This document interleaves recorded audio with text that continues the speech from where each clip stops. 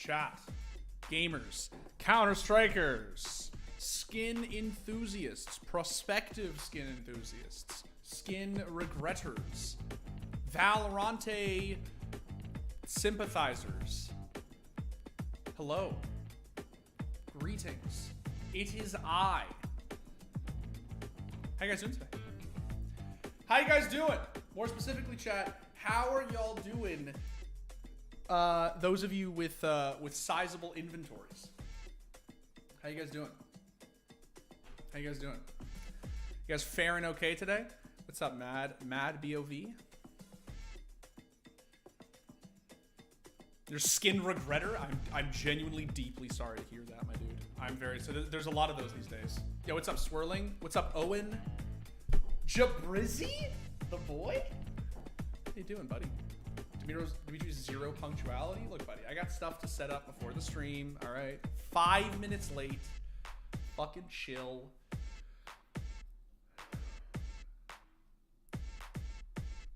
We are sad that you are late. Also, maybe too sad that we sold our inventory months ago. I am genuinely very sorry if that is the case. Microphone's a little bit low. Audio lovers, audio enthusiasts, please let me know how my mic sounds. Oh. Bro, Loving Life got a bullshit community ban lifted and my 20k is safe. Ooh, dude, that shit is very safe. That shit is very scary. That shit is very scary. Spent $200 on cases in the span of over the span of a year, sold it for 1.2k. Well, that is what is happening right now, chat, and that's why we're live today. Because today we are going to talk about this absolutely fucking just. I have no words, man. Look, chat. I've always said that CS:GO skins. I've always said that CS:GO skins are like real estate.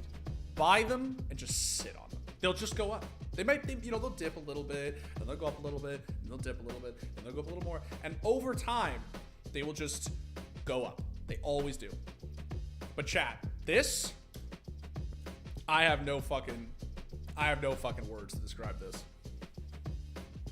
This is, hi, yay, yay.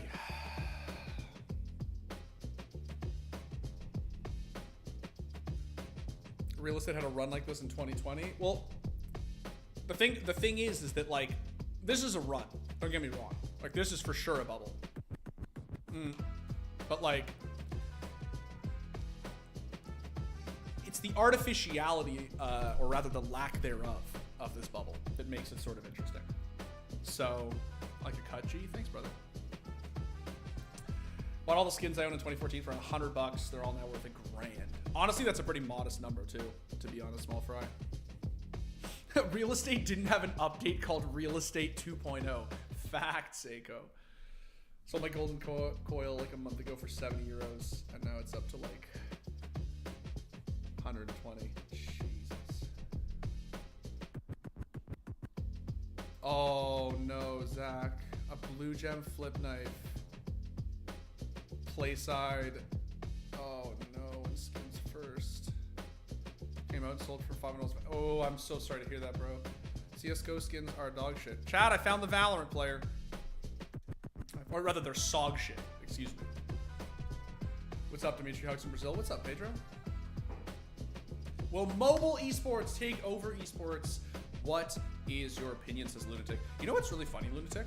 So, the short answer is sort of like, I don't know, man. Like, maybe. TBH. I think a lot of people in the West don't realize just how many people actually play esports on their phones around the world. We've actually like just started making content about this, and it is like genuinely fascinating. It is genuinely fascinating, the stories going on in mobile esports. We literally just made this video right now, this week I should say, or last week, 2 weeks ago. Fuck, I don't know. Time is a vortex, bro. I think it was 2 weeks ago, and it's really sick. It's really sick. You guys should check it out. It's this absolutely like anime grade story from competitive Brawl Stars that we did with in conjunction with Snapdragon, and it's it's like no cap. It is a crazy story. It's really, really sick. You guys absolutely have to check this out. Who knew that mobile esports were actually low-key, like, lit? Like, actually very cool. And the stories are very baller. Genuinely very baller. No cap. No kizzy. No cap. For real. On God, chat. Super sick. Other nations like India are crazy with mobile. Yeah, they're actually crazy with mobile. And I think a lot of people don't realize how nuts they are. Yeah, be sure to check it out if you haven't. This video is very good. And I speak impartially because I didn't work on this video. It's very, very, very good. I really enjoyed it. It's very, very cool. Yeah. And you can actually check out like the Masters, the mobile Masters for Brawl Stars. It's really cool. I just got into this really recently. I just started like paying attention to this really recently because I've always been sort of skeptical about mobile esports. And I have to say, I think I am wrong.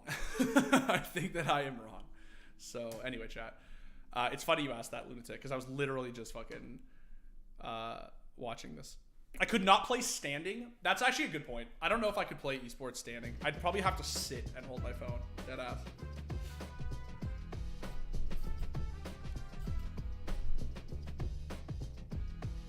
Okay, chat.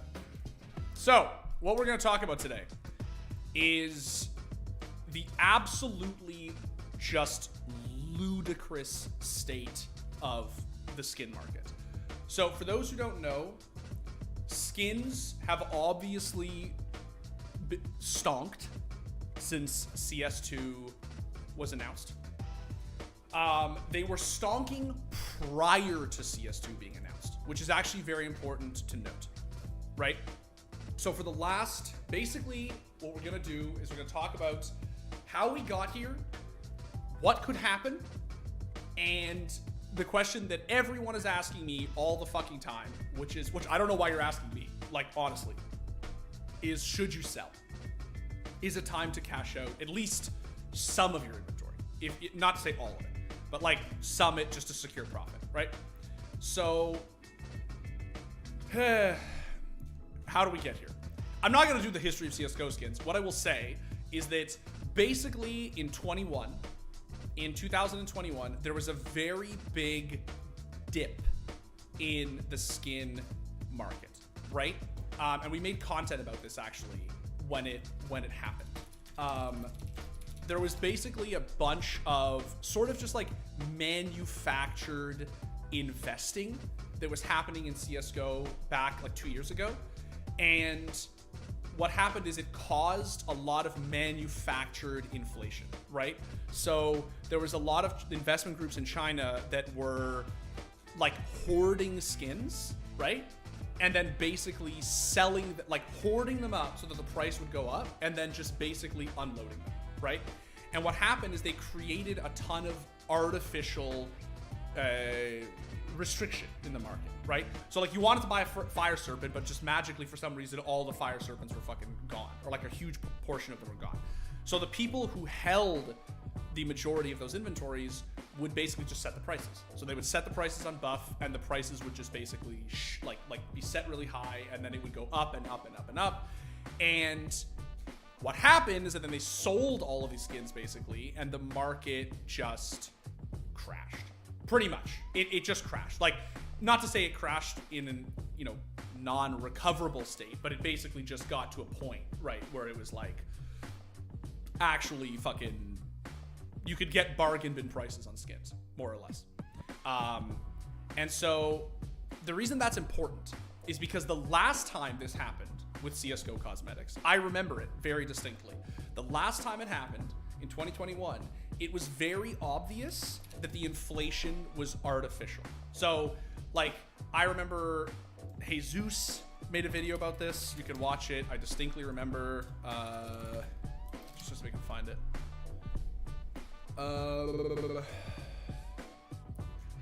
He did a really good job. I'm not gonna be able to find it, chat. But basically, he was talking about, yeah. He just said what I said, but just put it in a more comprehensive tone. Yeah, The point is, right? The point is that basically the last time this happened, it was extremely artificial, right? So you could see prices basically fucking like shoot up and then come to a point where everyone agreed it was just completely fucking unreasonable, right? I remember this, and some of you real enthusiasts in the chat will remember this as well. Dragon lores, like my Gungnir was selling for like 10,000 Canadian dollars in and around. I think it was just below. It never actually hit 10. It was like 9,000 bucks or something. It went up to, and it was just like crazy. It was like triple what I paid for it, right? And I remember just thinking at the time, like, this is just like absolutely ludicrous. The difference between what happened back in 21 and what is happening now is that this is not artificially induced inflation, right? So we don't have investor groups coming in and just buying skins and hoarding skins and basically just creating this like artificial restriction when in fact the demand, it's a sort of simulated style of demand, right? What's happening now is that basically the player population of Counter-Strike is going up over and over and over. Every fucking month there is some new number, right, that is just shooting up all the time, right? And you can see articles about this literally every single day, right?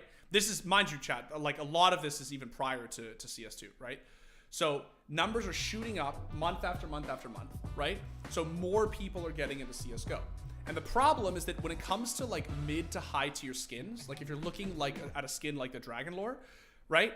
There really just aren't actually that many in existence. This is sort of the thing that I think people don't quite like get, or like they don't really quite think about, right? There isn't really a ton of these things in circulation, right? So it used to be back in 2014 when the Dragon Lore came out that if you wanted the D lore, like, you know, it was rare and it was cool and it was special and blah, blah, blah. But the reality is that like you could just go on Steam and you could buy one and it was fine. Like it was not that big of a deal, right? A couple of $100 for like the first, whatever the hell it was. I remember like the first like month or something they came out, right? The thing is, not that many people were playing CSGO back in 2014. Like what constituted a rare skin back in 2014, you can see here, right? Very, very, very different, right? Like these player bases are very small. This is one of the reasons, chat, why the Cato 14 is such a coveted sticker. It's not just because it was the first one and because it happens to look fucking incredible, but because back when they were actually selling these things in 2014, the population of the game was still like relatively small. It was still very, very small by today's standards, right? And so over time, as CSGO grew and grew and grew, and it lulled, I mean, you can see it, it really, like 2018 was a rough fucking year for CSGO, but as it actually just started to really skyrocket and really increase, these high tiers, when you have 1.5 million concurrent players playing the game, right? These high tiers, like the Dragon Lore, there just aren't enough of them. There just aren't enough of them in circulation to actually meet the demand. Even just a play skin, right? Like a fucking Doppler M9, right? I'm not even talking about like a gem, just like literally a standard run-of-the-mill, like what used to be like a mid-tier, like a phase 1 Doppler. Jesus, dude. Like, look at this. For context, this is RMB, right? 8,000 RMB is like, Jesus, I don't know, like the Canadian rule is divide by 5, right? So the US dollar amount you can infer from that. It's basically, it's gotten to the point where even like mid-tier skins have just become, there's just not enough of them to go around, right? So why am I saying all of this? I'm saying all of this because what we are seeing happen right now with skins in Counter-Strike is the player base is reaching truly insane levels of like unprecedented highs, right? So this is what's happening. These are cases, chat. This is a wildfire case. Look at that. March 21, right? $1.60. Peaked at $4 for a fucking wildfire case. Peaked at $4. What we have entered now is a bubble, for sure. For sure it's a bubble. But I don't mean that in a bad way, right? I don't. Yeah, as Tarko just said, for a case you then need to pay to open. You need to pay an additional, I mean, Canadian, it's like $3.15 or whatever. I forget what it is in the US to open this thing. And this is a fucking Bowie case, chat. like who the fuck would want this case? Like, it's like, yeah, you get a sapphire Bowie. It's like, oh shit, cool, right? Like, it's just. It's ludicrous. I picked this case for exactly this reason. This is a bad case. This is a low. I would consider this to be a low end case. I personally, I don't think it's really that nice of a case. Don't sleep on the Bowie knife, guys. The Bowie knife would be sick if it just showed two hands. If you just held the Bowie knife with two hands, I swear to God, it would be worth like $1,000 more than it is. It would be an S tier knife if you could just see both hands. It's the one hand thing that's really annoying. So what ends up happening is that you have this bubble that gets created organically because there are so many people playing the game, so many people buying skins. But then Valve threw some actual Valve threw some gasoline onto an already insane flame, right? When they announced CS2. Because CS2, right, not only were the skins going to carry over to CS2, but it was going to change the way that your skins interacted. Like, it was going to change the way your skins looked. It was going to have different models for certain M4s and USPs and ops and blah, blah, blah, right? So CS2 just completely sent everything into like an unprecedented fucking state of insanity, right? And right now with skins, we have not only hit an all-time high, it is very safe to say that this is an all-time high, right?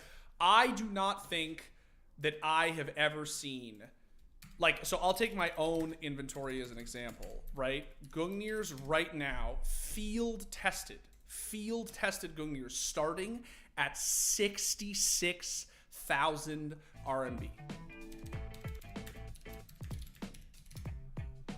That is starting, chat. Starting. Field tested starting. Right? That is 9,600. You can't see it. That is 9,600 US dollars. Starting. For a fucking field tested Gungnir. This is for sure an all-time high. Canadian dollars, my dollars, this is my op is worth 13 grand. 13,000. I won't even tell you what I paid for it.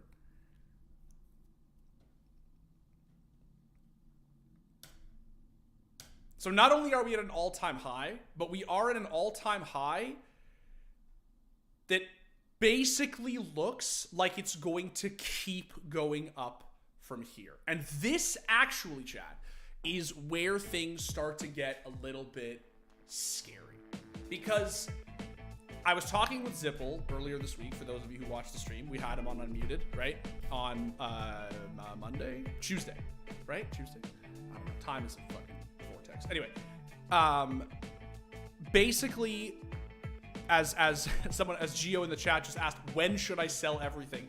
This is basically the question that now everyone is confronting. So we've hit an all-time high. Great. Awesome. Skins have stonked indescribably, chat. My inventory has dead ass, in a matter of weeks, my inventory has gone up by like 5 figures. Like, it's just insane. Like, it's not even a flex because everybody's in the same boat as me. Like, anybody who owns skins is in the same boat as I am. It's just fucking crazy, like how much skins have just gone crazy, right?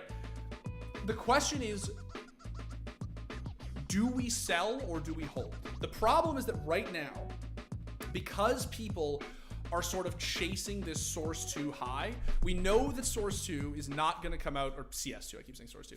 We know that CS2 is not going to come out until the summer.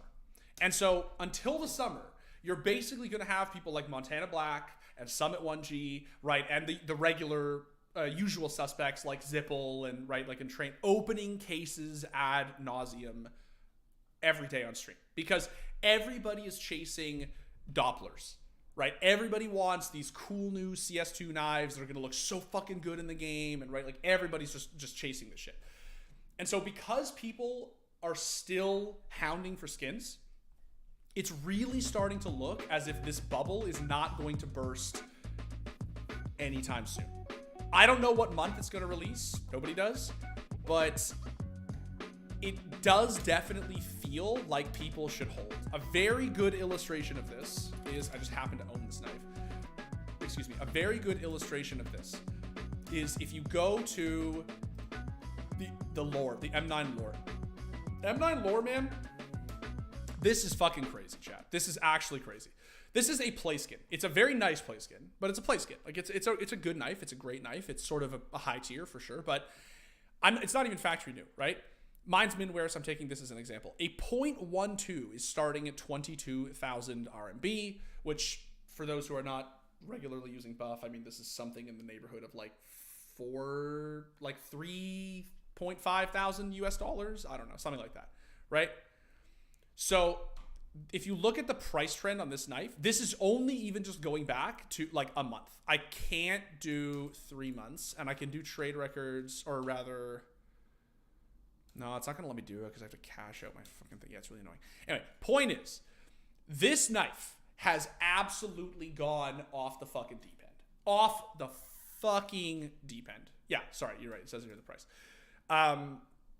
And for no apparent reason whatsoever, other than it's a knife that looks cool and people want to use it. Every day, chat, I check this posting, this knife is going up in value. Last week, it was 19,000. Then 2 days later, it's 20,000. 2 days later, it's 21,000. 2 days later, it's 22,000. For those who didn't see, the boy Zipple had a tweet that perfectly encapsulated this. And it was his tweet about literal fucking regular ass M9s, dog. Regular ass M9s are selling for $1,700 US. That's a fucking vanilla knife, chat. A vanilla M9 selling for $1,700 US. And this is buff, so this is a cash price. This is a cash price. This isn't like some CS money shit. This is real, actual currency. It's nuts. It's like, when I say, chat, they're going nuclear, I'm fucking not being hyperbolic. This is like, I have no words for this. Right? If a vanilla M9 is selling for $1,700, that's honestly almost alarming. And this is sort of the point that I'm trying to get to, is it should always raise questions. Yeah, as Patrick just asked in chat, is this a bubble or not? So here's the answer, Patrick. It is a bubble. It is absolutely a bubble, but it's the right kind of bubble. It is the bubble that is created through organic, actual supply and demand, right? There are so many people playing CSGO right now, most of whom are people with money and want cool skins, because everybody who plays CSGO wants cool skins, right? And basically, they are just buying and buying and buying and buying, and there's just not enough to go around. There's just not enough to go around. 2 years ago, the bubble we had in 21, like I mentioned, that was a scary bubble, because that was a bubble that very obviously was just coming out of nowhere. For some reason, skins were just going up in prices, and people genuinely couldn't figure out why until some very intelligent people, like Zipple, started looking into it and saying, okay, so there's actually, like, as I mentioned, investment in groups in China who are buying a lot of skins, hoarding them, and then it's sort of like a pump and dump style thing, and that was unhealthy for the scene. That was unhealthy for the skin community. This is the kind of growth that you pray for. This is the kind of growth that you want, right? The question is, what do we do with it? So we're all buying because, or holding, because we are assuming that when CS2 comes out, the prices are going to go up even more, right? And honestly, that's probably a fair assumption. Right now, something like 3% of the player base has access to Counter-Strike 2, the beta. Even I don't have access to the fucking beta, as some of you know. So the reality is that the vast, vast, vast majority of CSGO players are not even able to use these skins in CS2 right now, right? I have never seen my skins in CS2. I have absolutely no idea what they look like, right? And so I am sort of just forced to wait, sit on my hands, and just be like, all right, well, when the game comes out, or if and when I ever get access to the beta, fuck it. I guess then I will get to reap the rewards of the Source 2 visuals and shit, right? And that's where the vast majority of players are residing, that state of just like waiting in anticipation, right? when CS2 comes out, I think it's fair to say that there will be probably another sudden, like, skyrocketing of prices. But the problem, chat, is what happens when all of us waited for CS2 to come out, right? And then it's out, and then we all go to sell.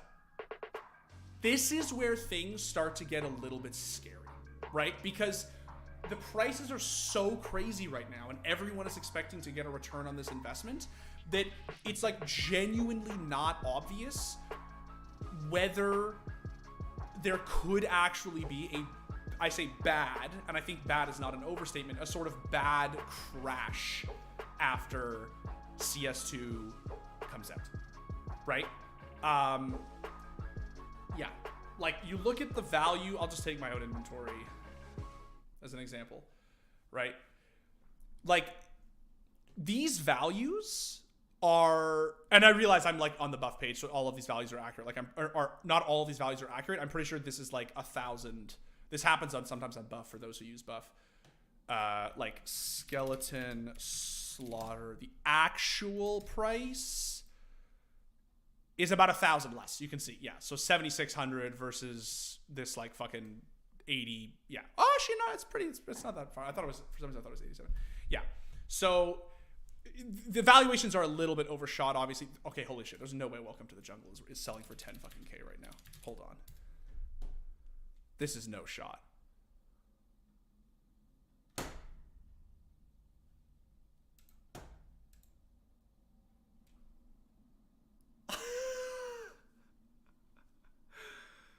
Chad, I bought this for 6,000 RMB like 2 months ago. Like, what the fuck? What is happening, dude?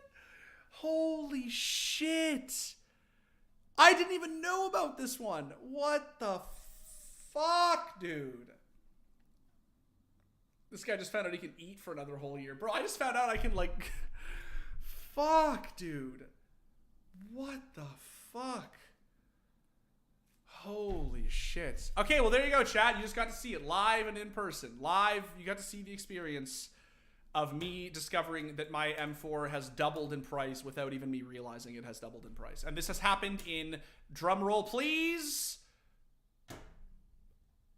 a week? Really? This I knew. This, to be clear, this is when I last checked the price. That was 8 days ago. That was 8 days ago. That's where we're at now. And are they selling for 10K? They're selling for 12, 12, 10, 10, 10, 10, 12. Yep, so very safe to say this is a static price. Congrats on the down payment. Thanks, Xbox. Appreciate it, buddy. Appreciate it. I swear, chat, this is not me trying to flex my skins. I'm not. My inventory is publicly available to anyone who wants to see it. That's not what I'm doing. What I'm doing is trying to illustrate exactly how fucking ludicrous this is, right? You don't need to even have... Why are they increasing, though? Well, so that's what we're talking about, Gerardo, is... The short answer, as anyone can see, and it's all, and mind you, chat, it's always a good thing when anyone can tell you why the prices are going up. That is not scary. When things get scary is when people don't know why the prices are going up. That is when you should be afraid, and that is when you should actually be thinking seriously about the prospect of selling, because you're not sure if this is organic or artificial growth. Right now, we are in a period of very, very, very natural growth.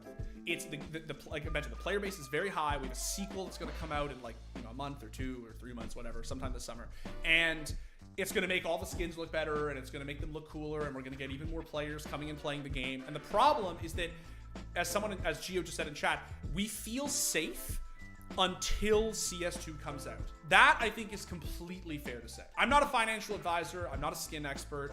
Do not take my word as law. But I think that up until the moment that CS2 comes out, I think basically skins are going to keep going up. I think that's fair to say. And they are. The proof is in the pudding. You just saw from my fucking Welcome to the Jungle, right? It's the way that prices have been going up for the past month. Take a good example is the Fire Serpent. It's been pretty static. Fire Serpent also famously is a skin that actually like never goes up in price. I have a I have a field-tested stat track Fire Serpent, and I swear to God, man, it's been the same price. I bought it like 2 years ago, and it's been the same fucking price for 2 years. This is not stat track. I was wondering why it was so cheap. Here we go, Statty. Starting at 15K. Okay, so do you have any idea how long? Do you have any idea how long it took for the price of the fucking Fire Serpent to get to here?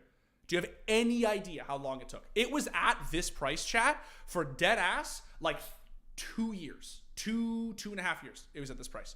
And now from here all the way to here, it's been about a month.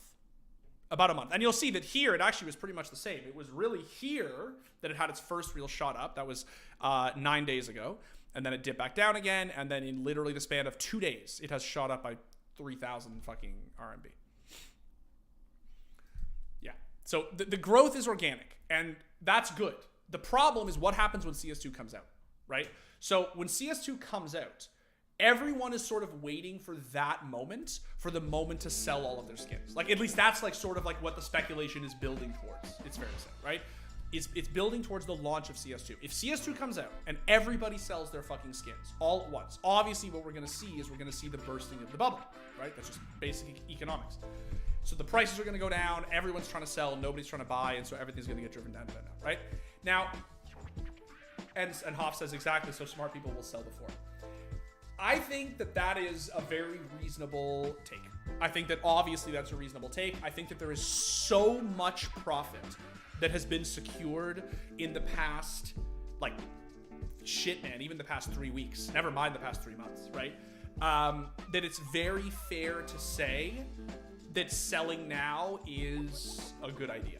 Even I'm thinking about the prospect of selling a couple of skins to secure profit and then, like, sitting on the rest of them, right? For instance, will I sell my Gungnir? No, I won't sell my Gungnir because for starters, I paid significantly less.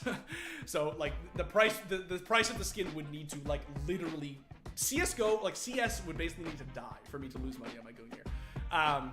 But also it's just, I don't want to miss out on the chance of ever owning that skin again. Because the problem is that right now, a Dragon Lore, like we can take a Dragon Lore as an example because it's the same price as the Gungnir and it's a more famous skin. So like if you own a Dragon Lore, field test the Dragon Lores are starting at 50K, right? If you own a D-Lore, and let's say your D-Lore is a nice D-Lore, let's say it's like a 0.15 to 0.18, which is a good sweet spot, so you're in and around 60K, right? If you sell at 60K, and it shoots up to 65, or it shoots up to 70, or God forbid, in 2 years' time, it shoots up to fucking 100, you're basically missing out on the chance to ever own the skin again. Because it's going to enter a price range that is just so unfathomably ridiculous that you're never going to own a D-Lore ever again. Now, if you want the money, take the money, right? You can cash out your D-Lore for a nice, Jesus, what is this, like 10 grand, right? That's great.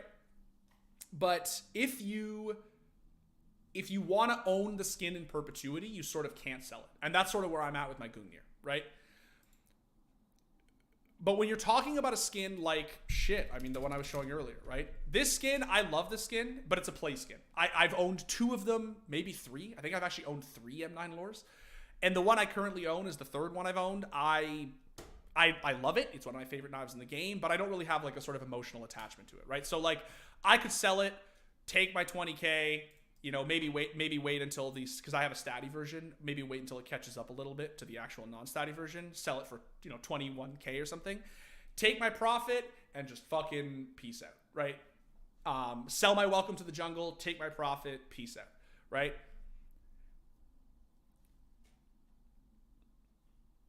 And holistically, that's a good mindset to have. Sell a couple of things, secure profit, but don't cash out completely necessarily because, and here's where things get really interesting, right? I don't know, man, if long term we have even really grazed what some of these skins could actually be worth.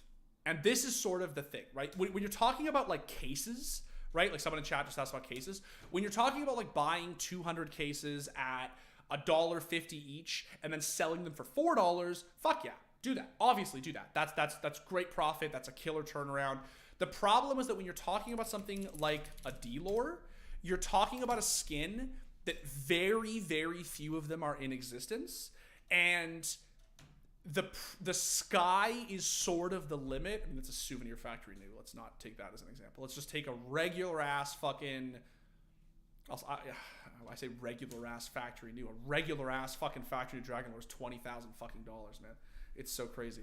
But a skin like this, I mean, what if 3 million people start playing CS2, right? This is the question that I think is really starting to like haunt the minds of skin investors everywhere, which is what happens if CSGO's peak current like player count, right, goes from like 1.5 million to like fucking 3 million players. What happens? It could. Let's say CS2 comes out. Everybody starts playing CS2. Everybody and their mother is playing CS2. It does the Valorant thing, where it just becomes like the game on Twitch. Everybody starts playing, right? That's a lot of players. That is a lot of players who see Muncie using a Dragon Lore up on the big fucking stage, and they're just like, bro, I want a Dragon Lore. How much is a Dragon Lore? And they're like, oh shit, it's $10,000? Well, that's kind of crazy, but let's say I'm made of money and I have a lot of disposable income, and I'm like, all right, well, I'm gonna buy one, right? And I'm willing to pay $15,000 because the price keeps going up, and I want to secure one now. And the problem is that these skins were never built for this kind of demand, right? The supply on the high tiers is so restricted compared to other stuff that it's just like, I don't know if these skins are ever going to be attainable ever again, if that makes sense, right?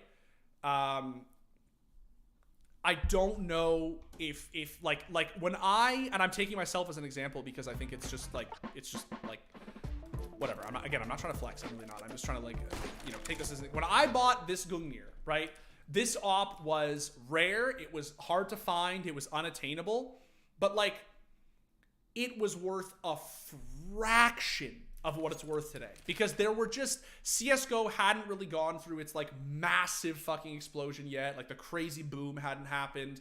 And like there was a lot of people who wanted this op, but there were not like literally fucking millions and millions of people who wanted it. What's up, Vicky? Thanks for tuning in, buddy. Nice to see you too. I'm kicking myself for not buying one when I saw it for $2,000. That's the thing, man. So was I. And so one day I woke up and I looked at how many of these things were in existence, and I was basically just like, I looked at the price difference between the Dragon Lore and the Gungnir, and I saw that there were actually fewer Gungnir's in existence than D-Lores. And yet the D-Lore was like substantially more expensive for some reason. And so I was like, well, that doesn't make any sense. Surely the price of the Gungnir is going to go up. I bought one on a limb, and then lo and behold, stocks. Actual fucking stocks. Like crazy, crazy stocks.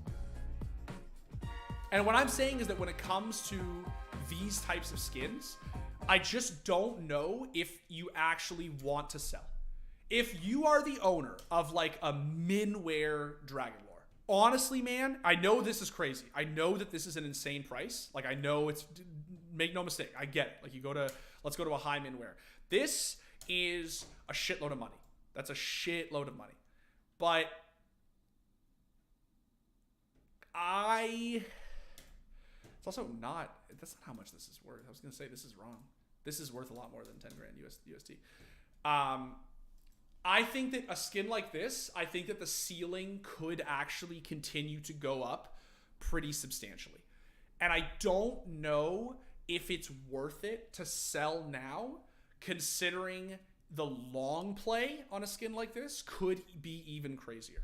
I'm not saying that this price will not go down a couple of weeks after CS2 comes out, or a couple of months after CS2 comes out, and we see like the dip. I'm not saying that. What I am saying is that I think in the long-term play I don't know if it's worth gambling. What site is this, by the way? This is Buff. This is Buff163, which is the largest CSGO marketplace in the world. It's the Chinese CSGO marketplace, but it has since become used the world over. The reason it is the go-to marketplace for CSGO skins is because it is the biggest. So it has the most CSGO skins by a landslide on its offerings. And so whatever the value is on buff, that is taken to be like the unofficial blue book of CSGO. So the short answer here for chat for these sorts of high tier skins, if you happen to own them, is I don't know if it's worth selling. I honestly don't know if it's worth selling. I think holding on to a Dragon Lore from this point on is probably still a safe bet. When it comes to selling regular ass play skins, when it comes to selling like phase 3 Dopplers, when it comes to selling cases, I think personally, and do not take this as financial advice, this is just what I would do and what I probably will do with my own inventory. I would sell before CS2 comes out, right when you actually start to see a dip. And I don't mean like a crash, I just mean a dip. So a good example, right, is the skin that I keep coming back to, not just because I own one, but because it actually is a really good indication of this shit. If you go to the M9 lore, you can see that like literally day after day, the price of this fucking skin keeps going up. It just keeps going up. You can see it doesn't have a sudden massive spike. It has a very static spike that has built over a month and up and up and up and up and up. This is the dream graph. If you own this skin, this is the dream graph, because you're seeing that it's basically statically going up day after day after day after day, which means you're not really concerned that it is either going to plummet, right? Or that it's going to stop anytime soon. I think if I own one of these, this is the highest I've seen it obviously in a couple of days because it's just continued to go up and up. I would hold and I would basically wait. And then I would sell sometime, it's hard because we don't know when CS2 is going to come out, right? But sometime in the next month, I would say, right, you know, after, because we know that it's going to come out after the Paris Major, we just don't know how long, and like, yeah. I would say, basically, you're going to want to wait until you start to see a little bit of a dip. But that's my advice. That's my advice. And again, I'm not a fucking financial advisor. I'm sure shit not a skin expert. That's just what I think is sort of the safe play right now. If you're new to the game, like me, when should we buy? That's a great question, Horacio. That's a great question. So,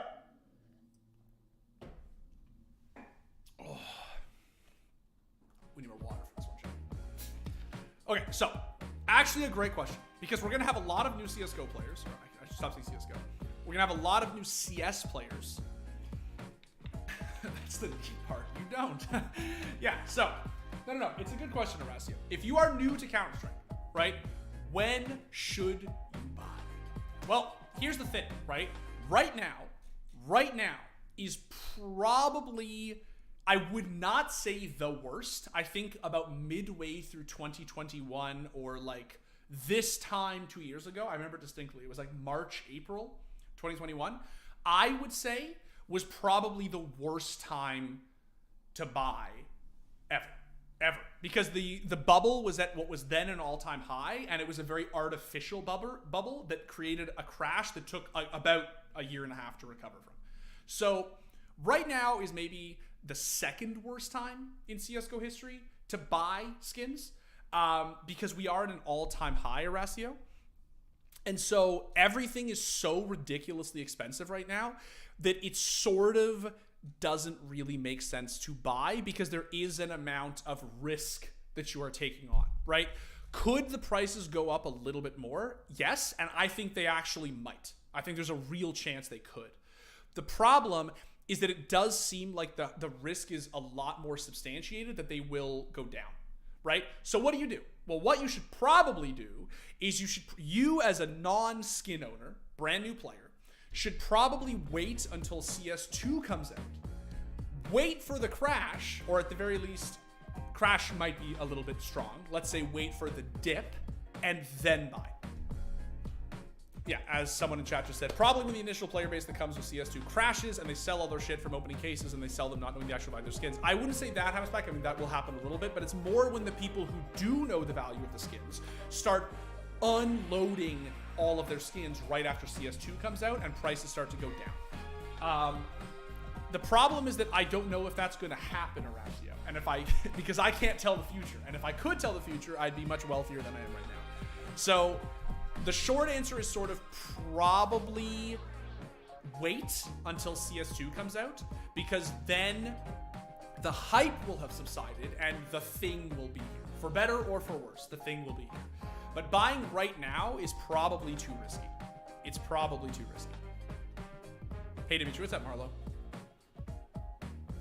How can I use buff in America? Okay, so if you want to learn how to use buff, chat, there's a video you can check out. I'll post it in chat. And it is a video posted by Zipple 3 years ago. And it is a guide on how to use buff. It is a little bit dated just because he literally made this over 3 years ago, but it still pretty much holds up. And he walks you through every step on how to use this. Not sponsored. I say this every time, but just so I can be ultra fucking clear. Not sponsored. Not from me, not for Zipple. Buff does not sponsor anybody. It's not a sponsor skin website. This is just a unbiased whatever marketplace that exists that people use. I have basically linked you the equivalent of like the classifieds section. It's just not, it's just a thing people use. Yeah, no sponsor at all. But it is a safe website. It is a safe website. You can use it. It's not a scam, I promise. It's the biggest marketplace in the world that everybody uses all the time. I'm feeling very sad for not buying the M1A1 Knight in 2018 for $200. Yes, Scarab, we all are.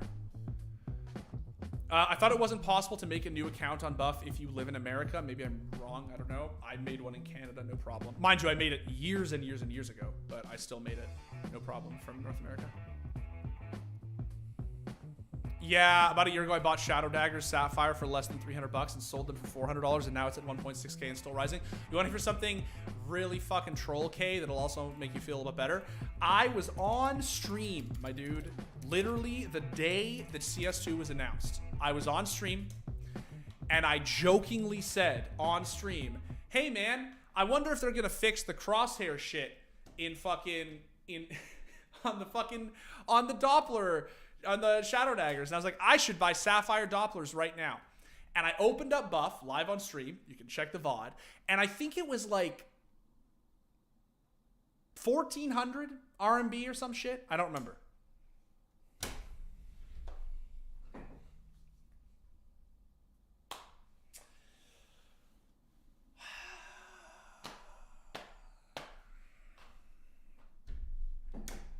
Said it live on stream.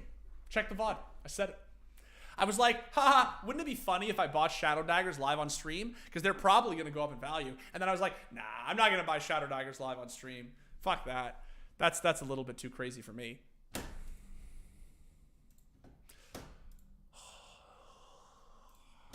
so cool, too.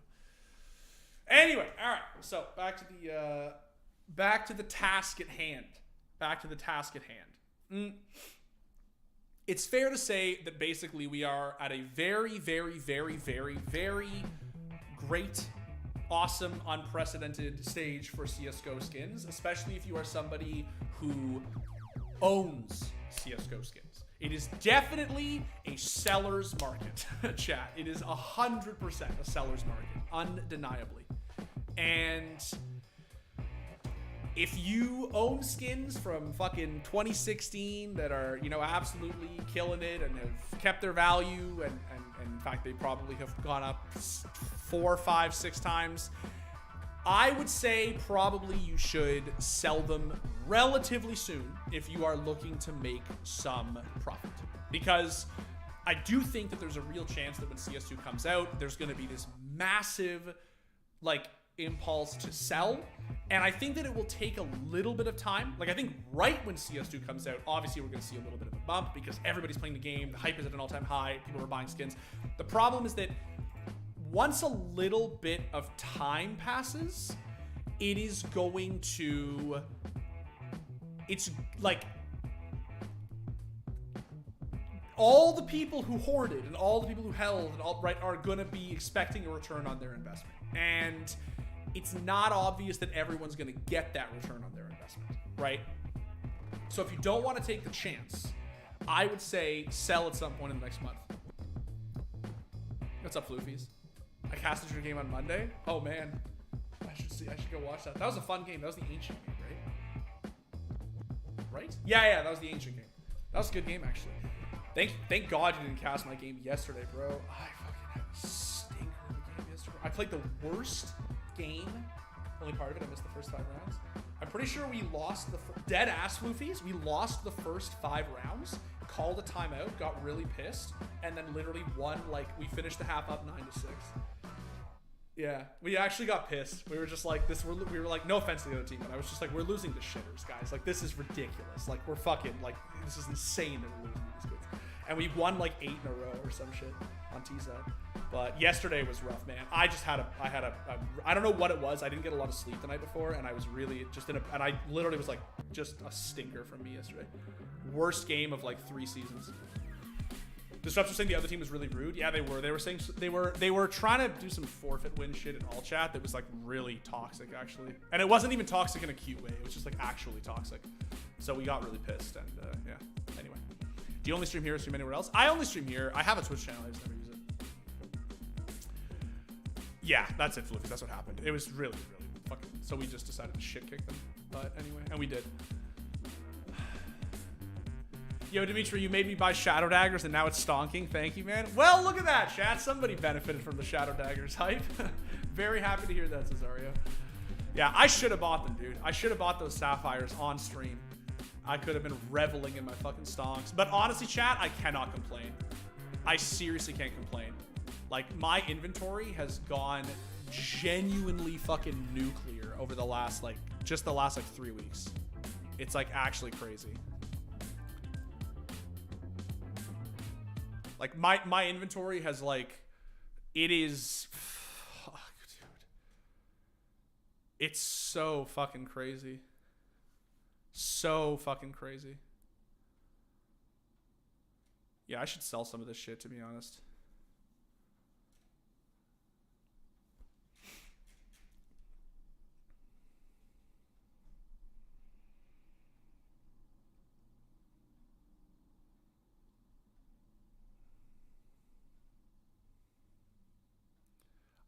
I have a .0004 M9 Doppler P4 signed by Maniac, which I bought for 4K RMB. Not selling that even if it goes to 40K. That's a sick pickup, dude. Especially that float.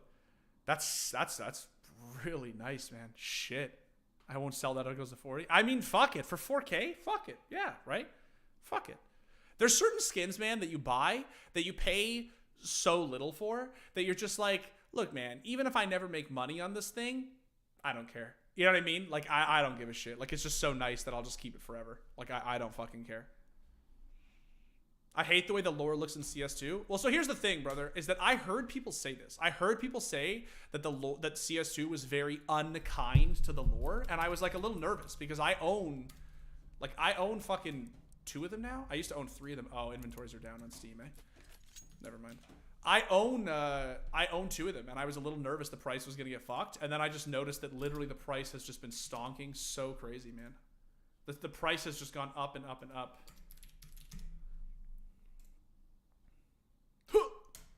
Holy shit, chat. My knife has literally gone up by like 10K RMB in the span of like 2 weeks or some shit. Fuck, dude. Look at this.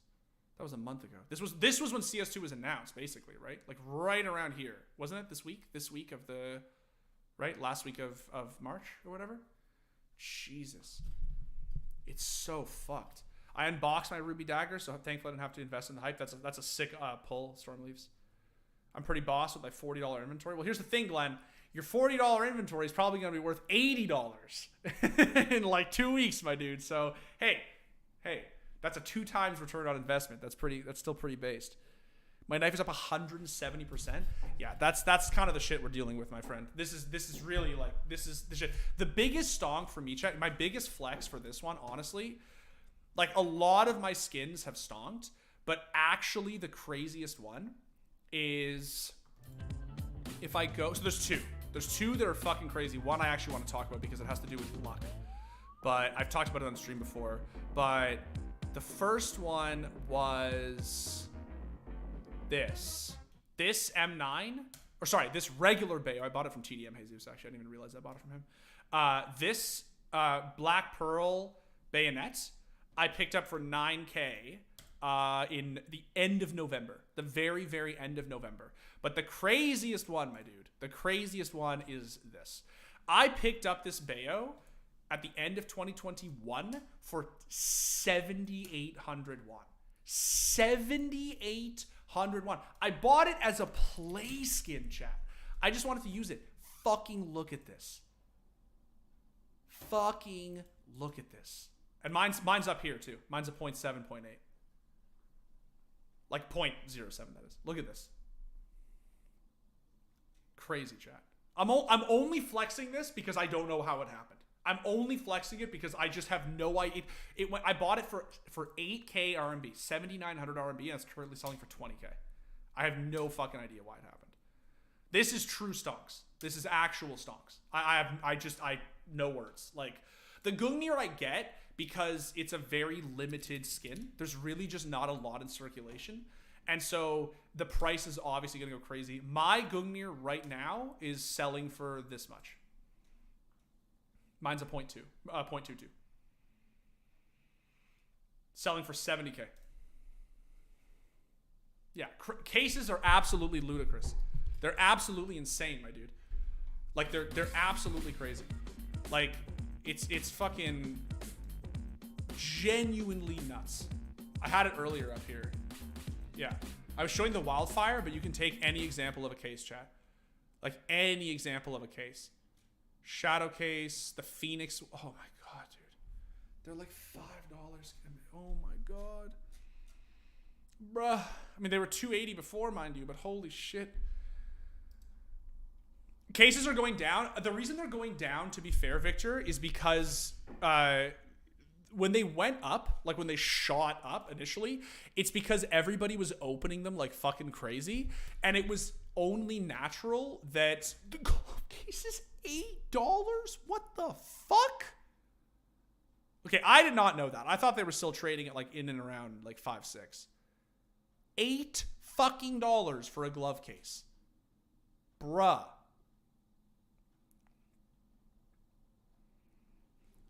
Dude, what the fuck? Yeah, look, as Stokey just said in chat, right? The reason for this is because when you have people like Tim, like Montana Black, like Summit, right, opening cases, it's obviously going to drive the price up.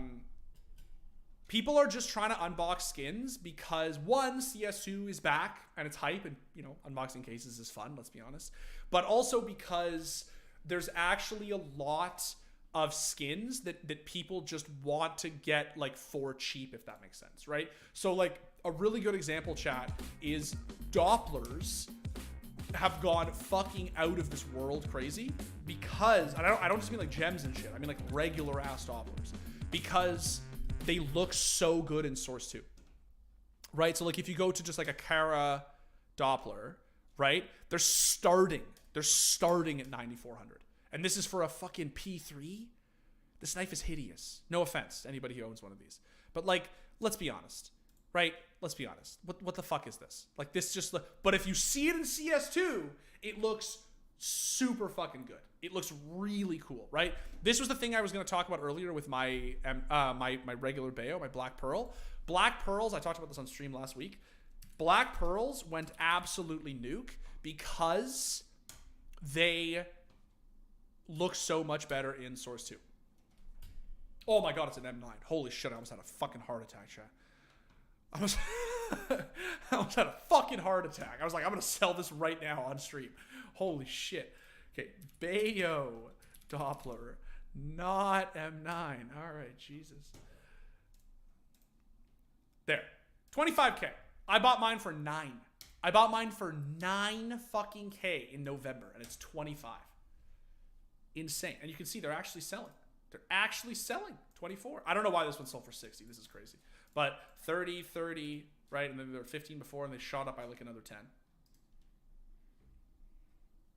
Yeah. There's some skins that have been dealt very good hands, and I think a lot of people are buying skins to sort of speculate on what could look really sick in CS2 and what sort of already definitively does look really sick in CS2. Black Pearl is a very good example.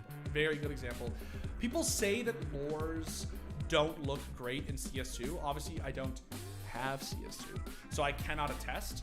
But I don't know, man. The lures have always been a very cool knife. People have always really liked. I struggle to think that it's actually going to really hurt, like really hurt it long term. The price on Dopplers, or the price on lures is still just going up and up and up and up and up.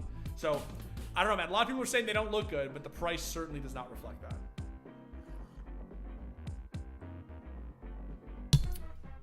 What's the Weasel skin called? What is it called in chat? The one for the Glock? Is it Weasel in the name? Yeah. My wife owns one of these. That's why she's asking. They're like, if you have a min wear, it's like a little over $1. If you have a factory new, it's like $4. Pretty good. How much money did you make on it? I don't know. How much did you buy it for? I don't remember how much we paid for it. Oh shit, let's go shit.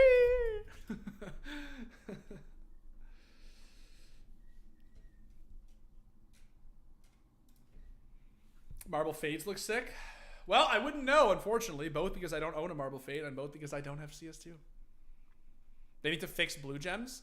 Yeah, so chat, for those who don't know, because this is a big fucking rip, blue gems have been absolutely murdered in CS2. They really, really don't look great, which is sad. Definitely sad.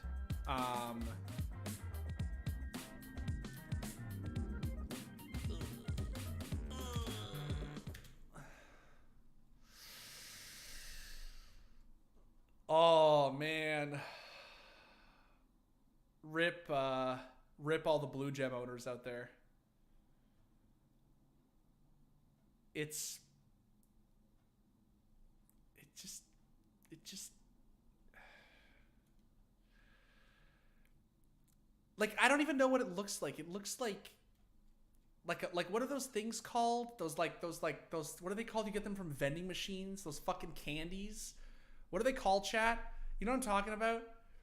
Those ones you get from vending machines, no, not Mentats. What are they called? That's a fallen thing, isn't it? What the fuck are they called? Fuck! What are those fucking candies called? Ring Pop Opals? No, man. The ones that are like... Fuck. Mentats are from Fallout. Yes, I fucked up. Hold on. Can we find them here? Looking at pictures. Can we find them? Fuck. Mentos? Not Mentos, chat. Fuck, it's gonna... They're like gum. They're like the vending machine gum. They're gum.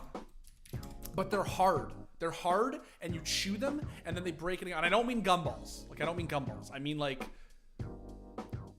My wife says she knows what I'm talking about. Yes. No, they're not gumballs, dog. The fucking...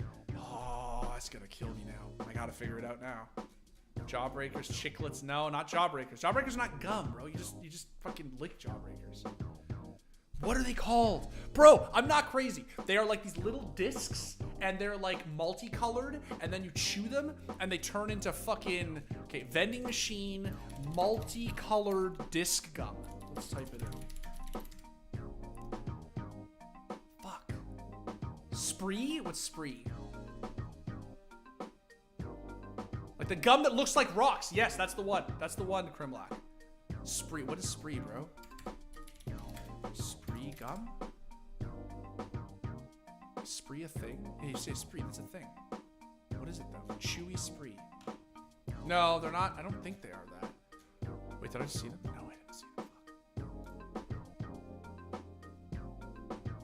Never heard of those in my life. I'm not crazy, y'all. I'm not crazy, dude. This is real. Fuck, chat. Oh, I'm pissed now.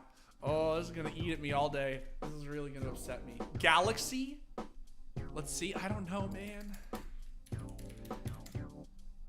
Galaxy. Gum? I have not lost it, chat. I'm perfectly with it. This is exactly what a sane person on the internet would do on stream, is frantically look up gumball vending machine candy in the middle of a Counter-Strike stream. This is exactly what somebody would do. Fruit pastilles? Bro! Oh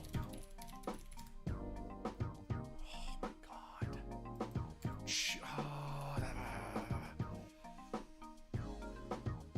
Thrills?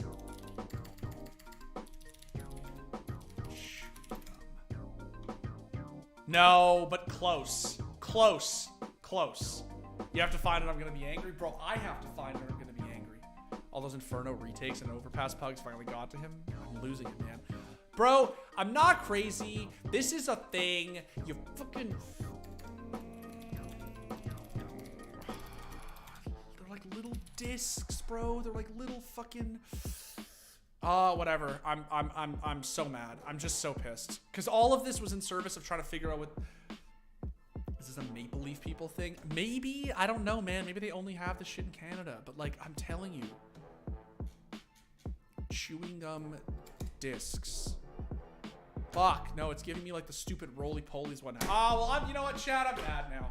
I'm mad now. Razzles? I just keep hoping someone's gonna... honestly, Chad, if you guys were just typing fake words into fucking chat right now, I would still just frantically Google them. I would never be able to tell the difference. I don't know. Hold up. This is pretty close to what I'm talking about. This is actually... This is, like, pretty fucking close, chat. Yes. Yes. Yes. Chat? Okay, who said it? Who said it? Multiple people. Who was the first to say it? Sprite was the first to say it. The first. The first. This is actually pretty fucking close to what I'm talking about. See what I'm saying, chat? You see this? You see this? Look. That's kind of what it looks like. We just need better lighting because the lighting is shit. Can you just stand in the light, my dude? Oh, homie's not really standing in the light. It's pretty close. It's just this, like, bad blue that just looks like, it looks tacky. You know what I mean? It just looks like, you don't see it? Oh, well, all of that for nothing. All right, well, you know what?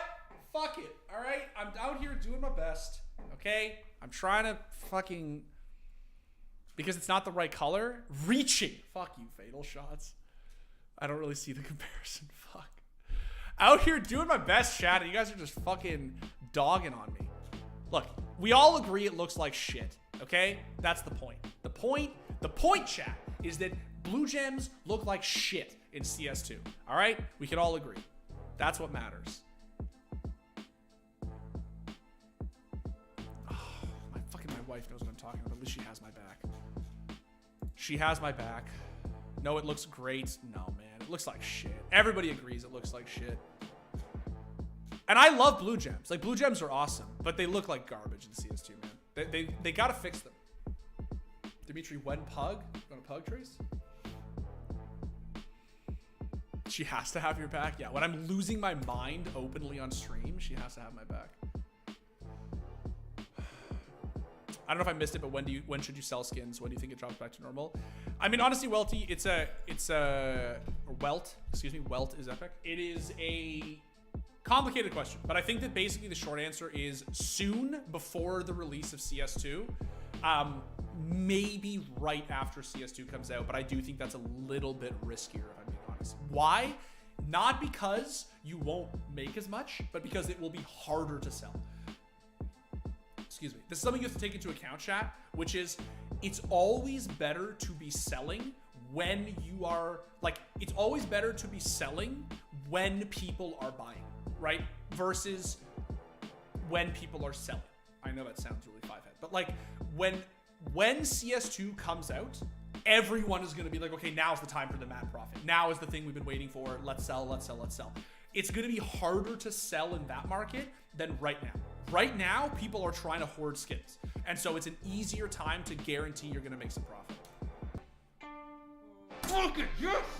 This is it, chat. Oh my god, I found it. My wife, the link she posted is it.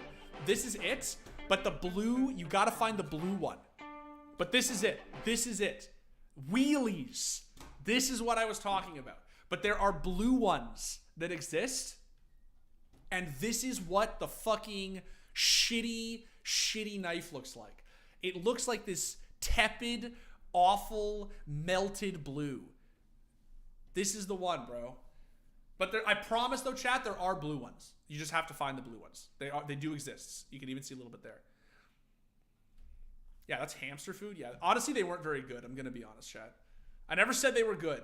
I never said they were good. I just said they looked like shitty blue gems.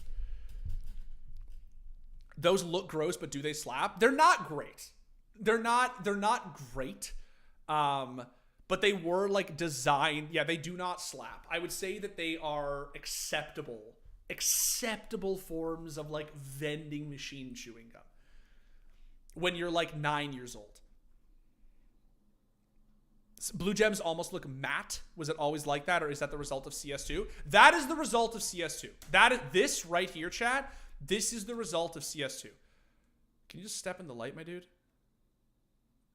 Motherfucker. Like, there you go. Jesus Christ. All these videos I see on CS2, there's like light coming out of fucking nowhere. This guy's walking around for 5 minutes and can't find light. I really hope this isn't somebody important because I'm just talking shit about the video. No, the guy has 49 subs. Okay. Shout out to Code Diavolo. Yeah, this chat, this is what it looks like. This is what it looks like. It's not great. I'm going to level with you. It's not great. This is a big blow to any blue gem owners out there. This is pretty shitty. The reason I drew the loose comparison to this fucking chewing gum is because it looks matted. It looks like melted. It looks like it's just so dull, you know? It doesn't have that. It looks like shit, if we're being honest. And I think that honestly, Valve should fix it. Because I do think blue gems are a very elite item in CS, and I think it would really hurt the economy if blue gems all of a sudden became shit. Yeah. What does it look like in CSGO? That's a good question. Let's draw a comparison, actually. Got these chewing gum tabs off my fucking screen. Okay. CSGO blue gem. Let's see. Take the famous anomaly example here. Hold on. I want to see it in game. I mean, honestly, this is pretty good. This is pretty good, chat. So this is what it looks like in CSGO. This is what it looks like in CS2. You may not see a big difference, but I assure you there is one. Because the thing about the blue gem in CSGO is that the blue gem in CSGO, it just had more of a life to it. I sort of can't, you see this like sheen, like you see this shine. It just, when the light hit it, it had this almost like blinding sort of effect. It really took on this lovely luster when the light hit it, right? It was really, really cool. Genuinely really cool.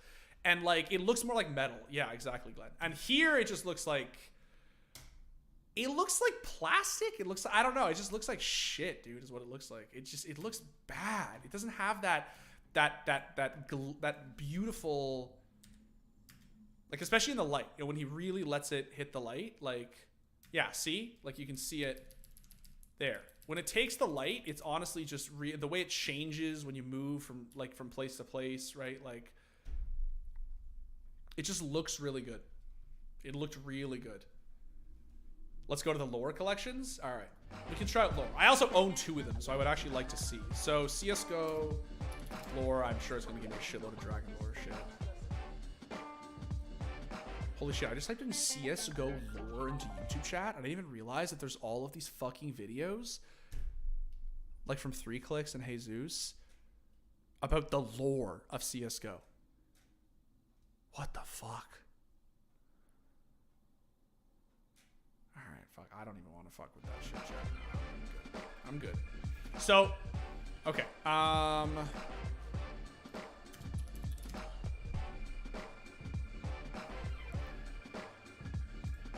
Here's the showcase. So we have a CSGO comparison. Let's see. That's a good one. Let's try it in CS2. Lore knife. Well, that's... I know that Bardolph did this one. I have an One video here. Does he react to lore? I'm assuming it's like every knife, right? I don't know, man. I don't think it looks... I've seen a few shots. I don't feel like it looks that bad.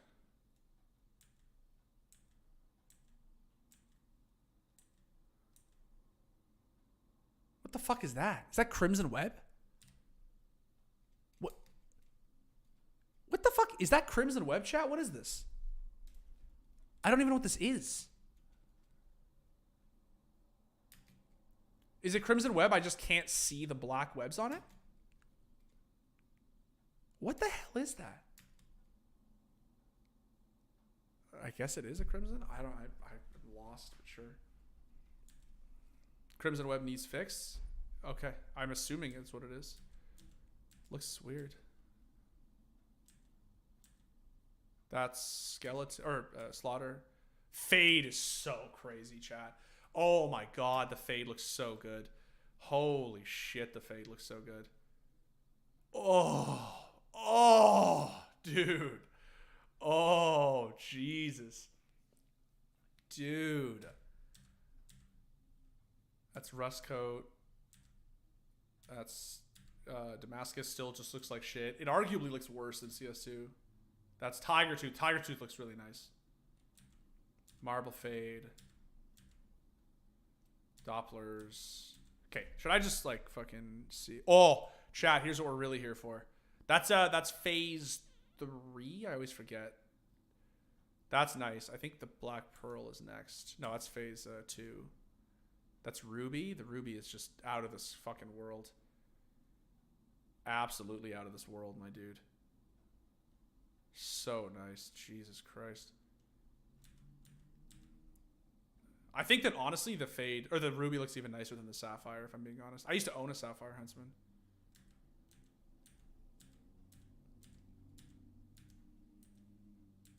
That's Black Pearl.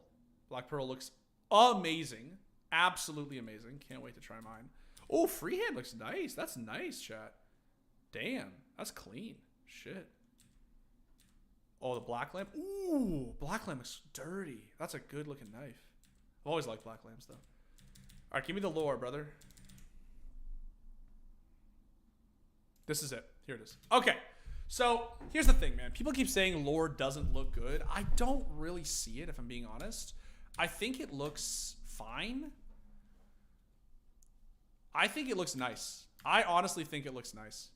I don't think it looks bad. But let's do a comparison. Oh, did he just switch off of it that quickly? All right. Well, let's do a comparison. So that's lore in CS2. That's lore in CSGO. Obviously, it's a different knife, but yeah. It looks less saturated.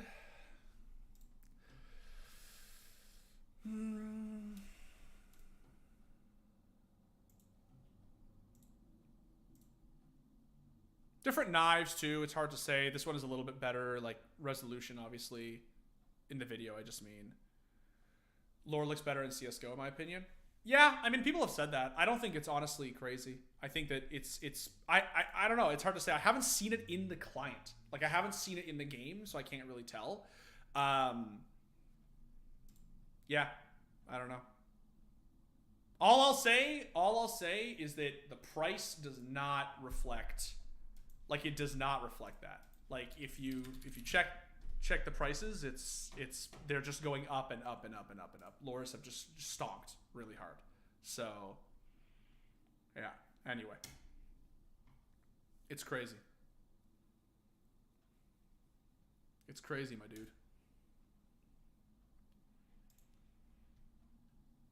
So, the short answer, chat, is I would say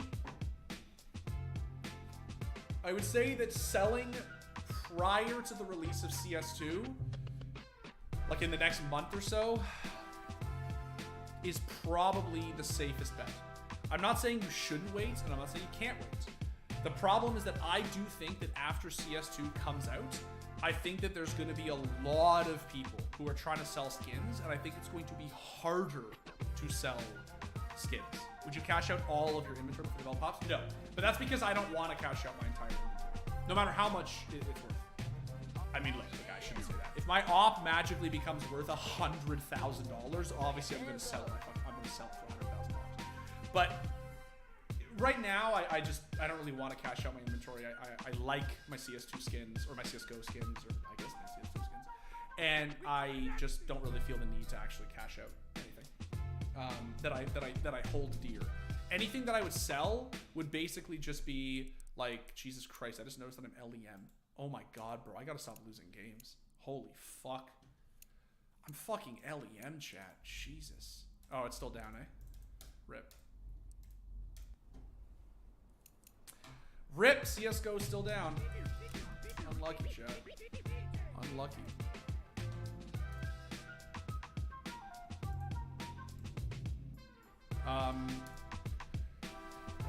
Cashing out play skins is always a bad idea anyway. I mean, not necessarily, Daraj. Like, I think that there are play skins that are perfectly fine to cash out, right? Like, if you're looking to just secure profit. Like, I think there's a few play skins that I might cash out, to be honest, just to secure profit, because I don't really use them very often, and I just would rather make the money and then, you know, like, make the buff balance and then wait for prices to go down and then rebuy with that buff balance. CSGO is officially dead. CS2 update for sure. Copium. Europe servers also down. It's good to separate your skins meant for investing and your skins for collecting. Yeah, 100%. And sometimes they're both, but it's just that, you know, you can sell part of your inventory to secure profit, and then you can keep the skins that, like, obviously mean a lot to you, or skins that you think might actually go up in value even more, right? So is it bad to buy a knife right now? What I would say, Adam, is it sort of depends on... Okay, I was about to say it depends on the knife. So was looking at a Huntsman freehand. So let's see, how much is a Huntsman freehand right now? The market is down. Can I even check how much it's worth? Oh no, it's here. So I'm actually checking the Steam market just because it's not a particularly expensive knife. So, that's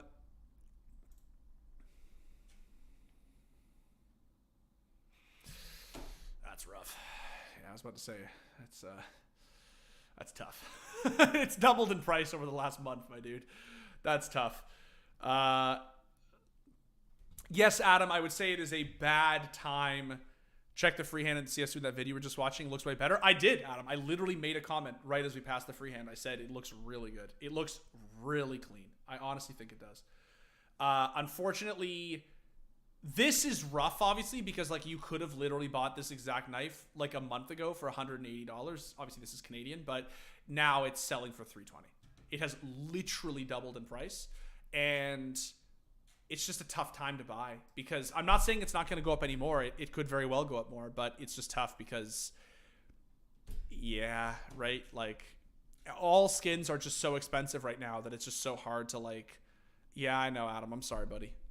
I'm sorry. How much is my, I was going to say it actually, how much is my, because I unboxed a survival knife, lovers of my stream. Well, remember, I unboxed this on stream.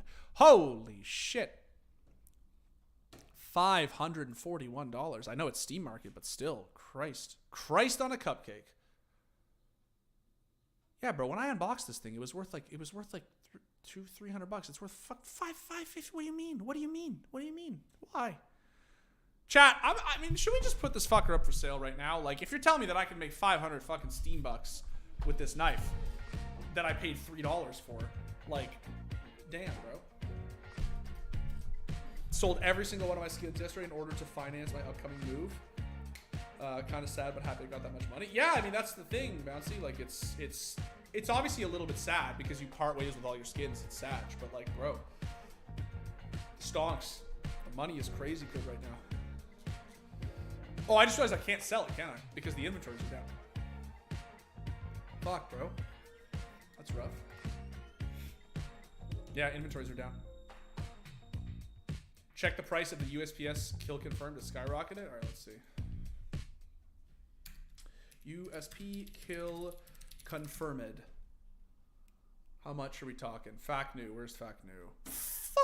That's not even stat track. $500 fucking dollars. It's not even stat track. What the fuck? Brother. Holy shit. What in God's name? What the fuck, dude? All right, this is nuts, man. This is so crazy. Have you seen the skeleton knives? Bro, I own one. Like, I just typed skeleton into market. I own a slaughter. How much is the slaughter going for? Yeah, that's about right. That is about right. Jesus, my dude.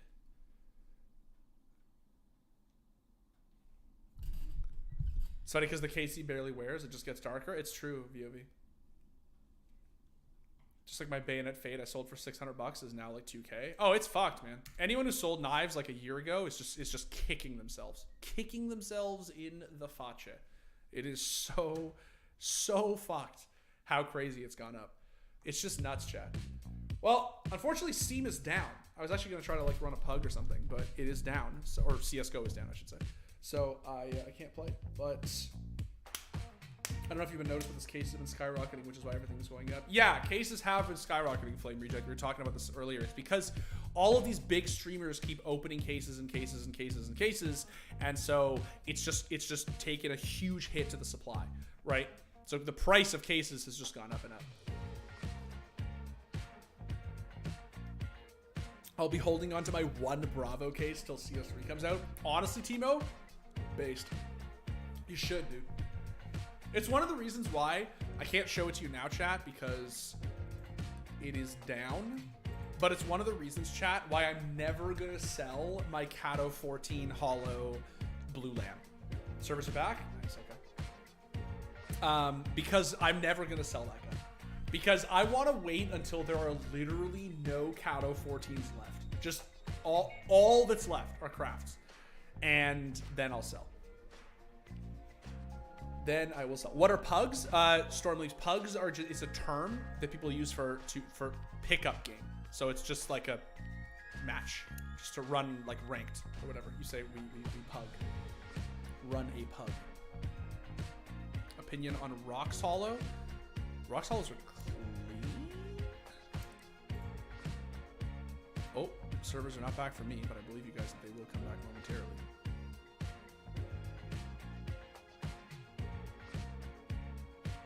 Yeah, it's funny that the advice for investing is generally invest in the items that are limited, major stickers, operation skins, etc. We would tell people don't invest in play skins, but here we are. Yeah, I mean, this is the fucking crazy thing, and this is sort of what I mean when I say that I think a good thing to do is probably sell play skins right now that have like doubled in value or like in some cases tripled in value, because you're guaranteeing profit right now, and you're not necessarily like, yes, they could go up more, but it's better to take the guaranteed profit than run the risk of the price going down, right? Operation before CS2. I think there's a very good chance that CS2 launches with an operation. It just makes sense, but I have no idea. I'm not Valve. You talked about that AK with Zipple, didn't you? Yeah, we touched on it briefly. That is one of the things I wanted to talk about. Thank you for reminding me, Ayush.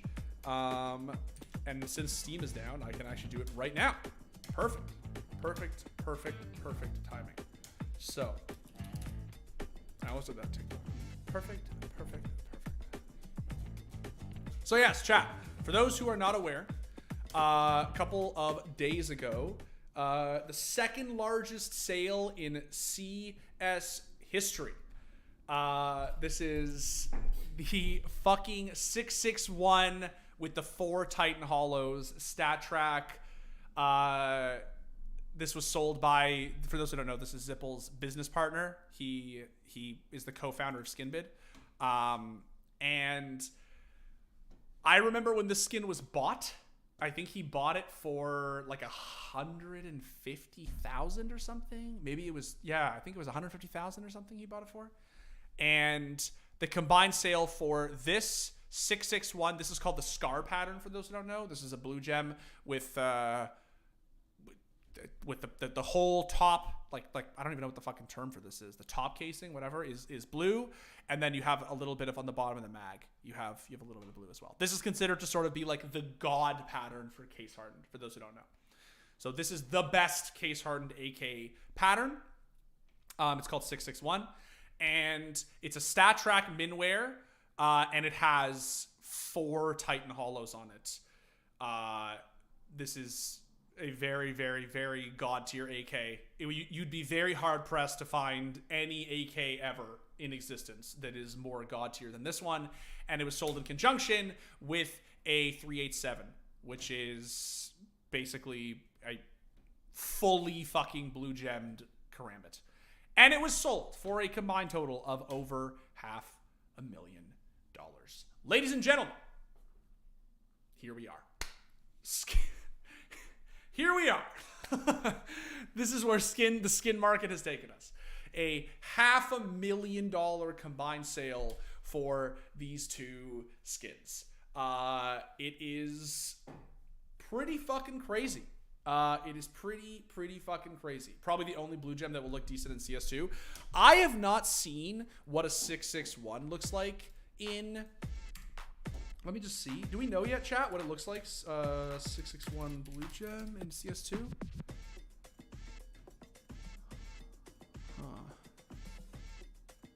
Yeah, someone did do it, actually. Let's see, chat. What does it look like? Does it look good? This is the scar pattern. This is a 661. I mean, the lighting could be better, but... Alright, I mean, that looks pretty sick. I'm not gonna lie. Oh, and then he inspected it. Ooh. Ooh, that's bad.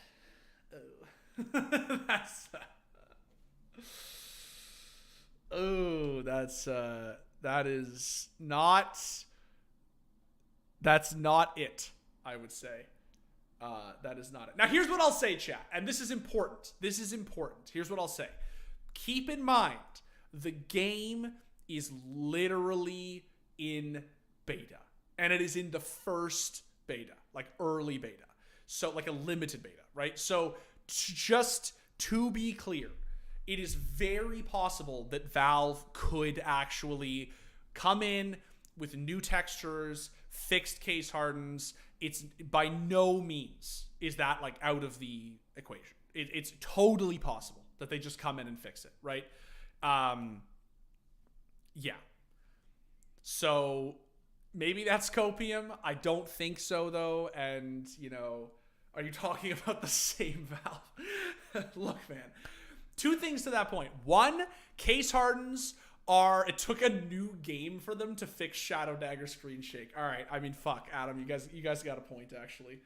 You guys have a fucking point there. Look, what I'll say is 2 things. 1, CS2 is going to allow this kind of bug fixing to be a lot easier, right? I'm not a fucking game developer. I don't work for Valve. I don't know how hard it would have been to fix the screen shake in CSGO, right? Really, I don't know. But what I will say is that everyone knows CSGO has very like infamously bad spaghetti code, and if you touch something, it's like the Jenga analogy where everything comes crashing down. Maybe there was actually a real fucking reason why people could not fix the screen shake thing. I don't know, right? But what I will say, it is... Valve have already changed RMR hollows back to being shit after some rogue dev made them look great. It's not crazy they'll change it. It is extremely possible that they could make this look good. Blue gems are very important, obviously, to CSGO. They're very important to collectors. And, you know, I don't think it's insane at all that Valve would come in and be like, all right, let's make these look a little better. Because I'm going to be honest, chat, it actually looked fine here. Like, when he's holding the gun, this looks okay. The lighting is not great, but I don't think he's standing in the light. So it's just, that's why it's so dark. But, like, this looks fine. This is okay. That looks good. That looks good. It's nice, it's shiny. And then he inspected it. Oh, this right here. This is horrifying. This is horrifying. This is horrifying. Oh, my God. No. Yeah, minus $500,000. Well, that's... looks a lot better here, man. I'll tell you right now. Looks a lot better here. Is it possible that this $500,000 skin could look like shit in CS2? I mean, it kind of already does, my dude. But who knows? I hope they change it. Fucking really hope for this guy's sake, whoever bought these skins, that they fix them. But yeah, that's yikes. Probably why Zippel sold. To be fair, they were not Zippel's. They were his partners. He just facilitated the sale. Yeah, they weren't his skins. Anyway, I did want to mention that, so thank you for reminding me. Yeah, that's Jesus. Jesus. That is rough. All right, CS:GO back up, chat? Yes, it is.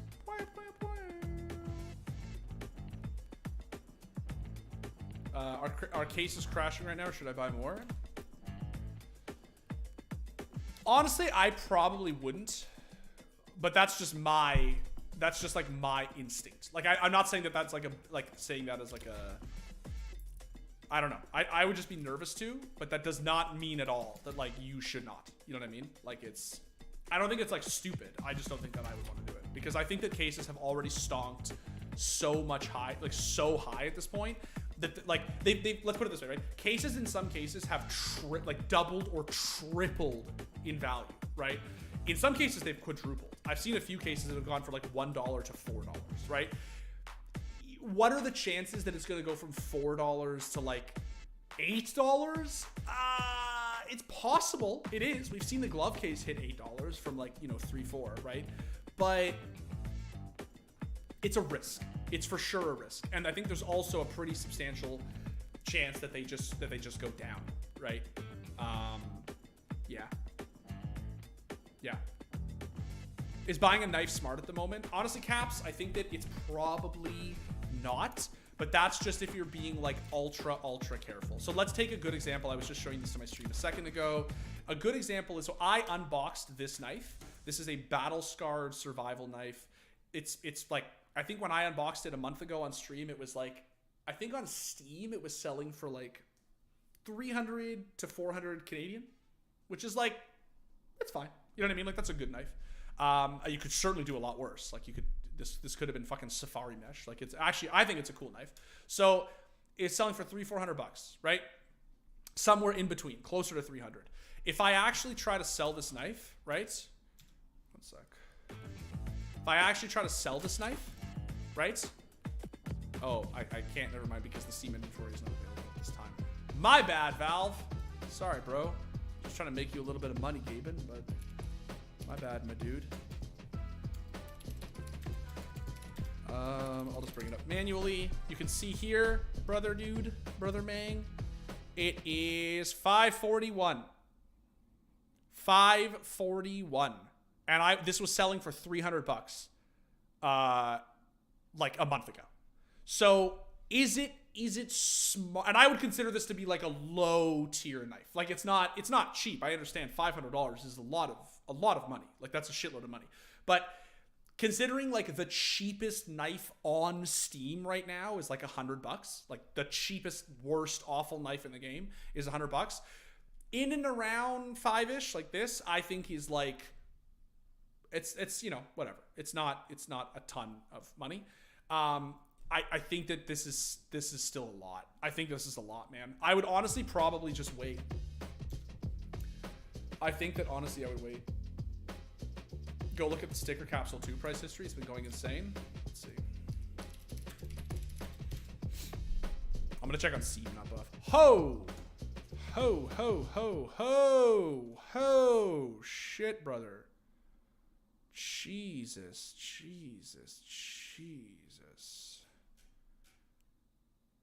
My goodness. Thank you, Dimitri. No problem, Caps. This is fucking crazy, man. Yeah, shout out to all the sticker capsule 2 owners out there. That's nuts. That's truly fucking nutty.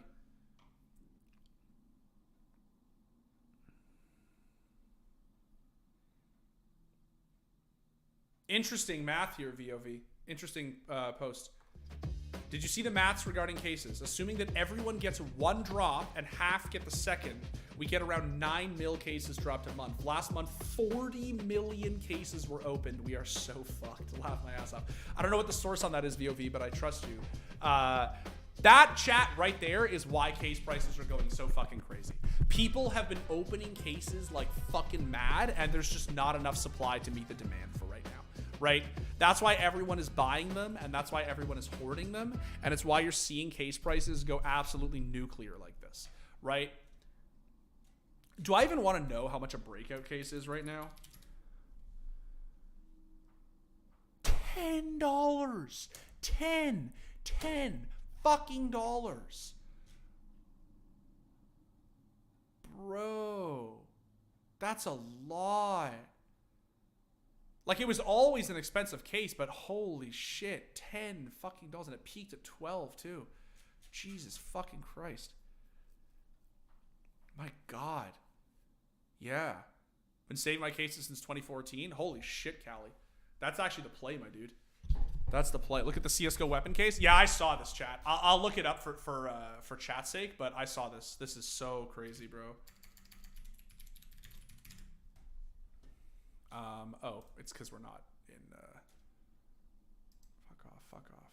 CSGO weapon case.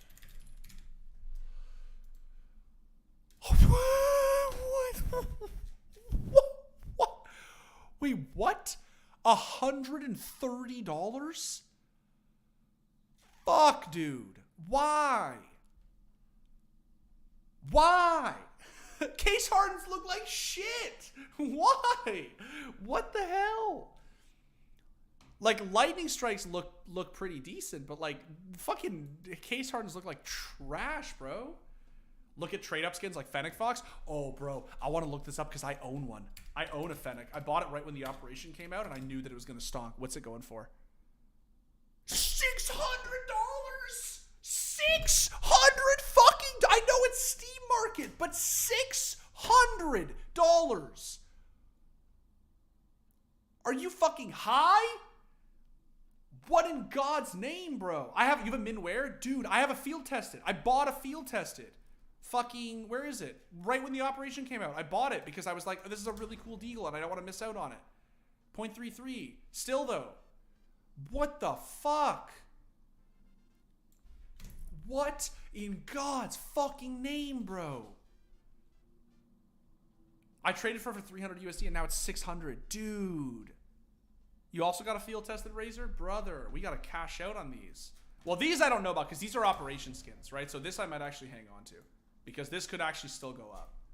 I think what I might first, like, I think honestly, chat, the more I talk about it, the more I actually sort of want to sell my lore, which sucks because I really, really love it. It's like one of my favorite knives. It's one of my all-time favorite knives, but I might honestly sell it because I just think that the profit, like the stonks I've made on it is just so crazy. It's stat track. Yeah, honestly, I've always really liked the M9 stat tracks. The reason I don't like stat tracks like everybody else is because I don't like when it's on the blade. The reason the M9 stat track has always looked good is because it's right here.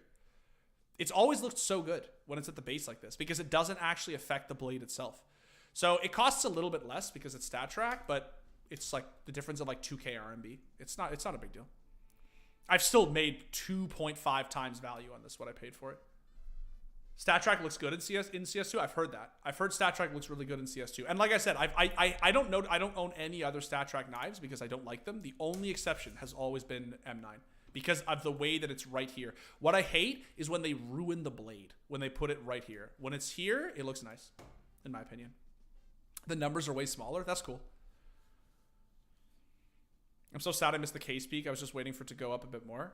It's fine, Tanner. Honestly, just remember, man, that you're never ever gonna, like, you know, there's no such thing as like making the perfect most amount of return on investment at all times. It's sort of like the equivalent of when you're playing CSGO and like you're never gonna hit all your shots. Even simple is gonna like whiff a kill once in a while, right? Like even if you drop a 40 bomb, you're still gonna have, you know, 20 deaths because 20 times you missed a shot, right? Like just remember that it's about like winning the majority of your fights. It's not about winning all of them, right? Because nobody's gonna win all of them. Nobody's perfect. So yeah, just remember that it's really easy to get down in the doldrums, but you should always remember that it's just about playing safe investments and cashing out at the right time. Says you. Yeah, sounds like a fucking skill issue. This is what people are telling me now. Sounds like a skill issue, Dimitri. Inventory back up. Sheesh.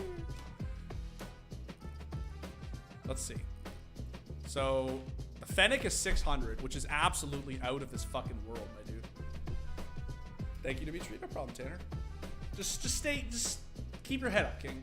Keep your head up. You're fine, man. Case prices are still sick. You can still sell and still make money. It's fine. Like, you know what I mean? Like, why are case prices coming down? Anyone know? Honestly, Sam, I think it's because, at least for the time being, I think the CS2 hype is just subsiding a little bit. Just because, I mean, let's just be honest, chat. Nobody can fucking play it. let's just call a spade a spade.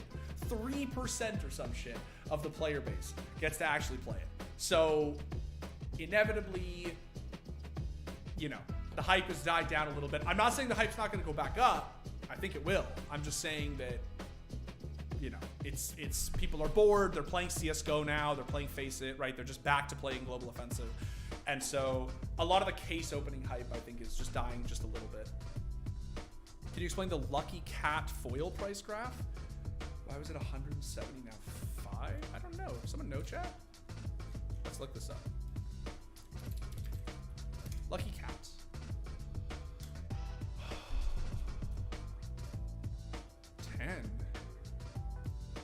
Oh, Jesus. What the fuck happened here?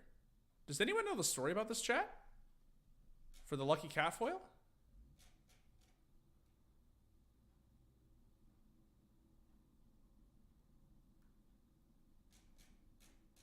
Does anyone know why this is a thing?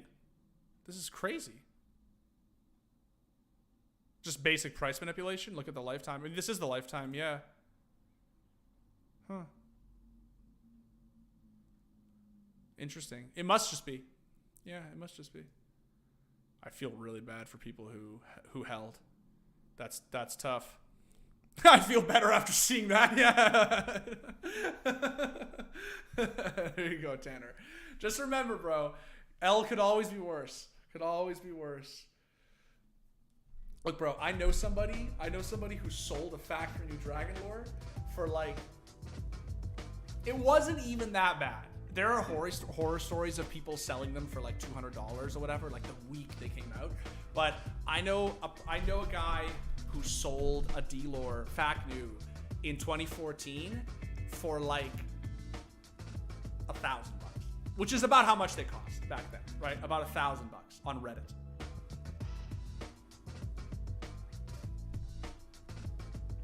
Could always be worse. Could always be worse, chat. I'm also pretty sure, I may be misremembering, but I'm pretty sure he had a Kato hollow on it. It wasn't a Titan or like an iBuy Power, but I remember it being like a Navi hollow or something. Or like a, right, like yeah, Dig maybe. I can't remember. But he had a Navi, he had a Kato hollow on the scope. And it was not a Titan or an IBP, but it was like, you know, a Kato hollow was a Kato hollow. It was still something. Yeah, now factory new D-Lores are like 13K-ish, exactly. And he sold it for $1,000. Yeah. Yeah. Either the beginning of 2015 or sometime in 2014 he sold it. I can't remember. But it was, no, it had to be 2014. I think it had to be 2014. Yeah, because it was really early. It was tough. It was tough. Steam's back up. Let's go. Let's go, chat. My friend says people thought it was contraband, but I don't know the story. Interesting. I've never heard that, Rio. Never heard that. I don't know that story. Maybe, yeah, I wonder if someone else does.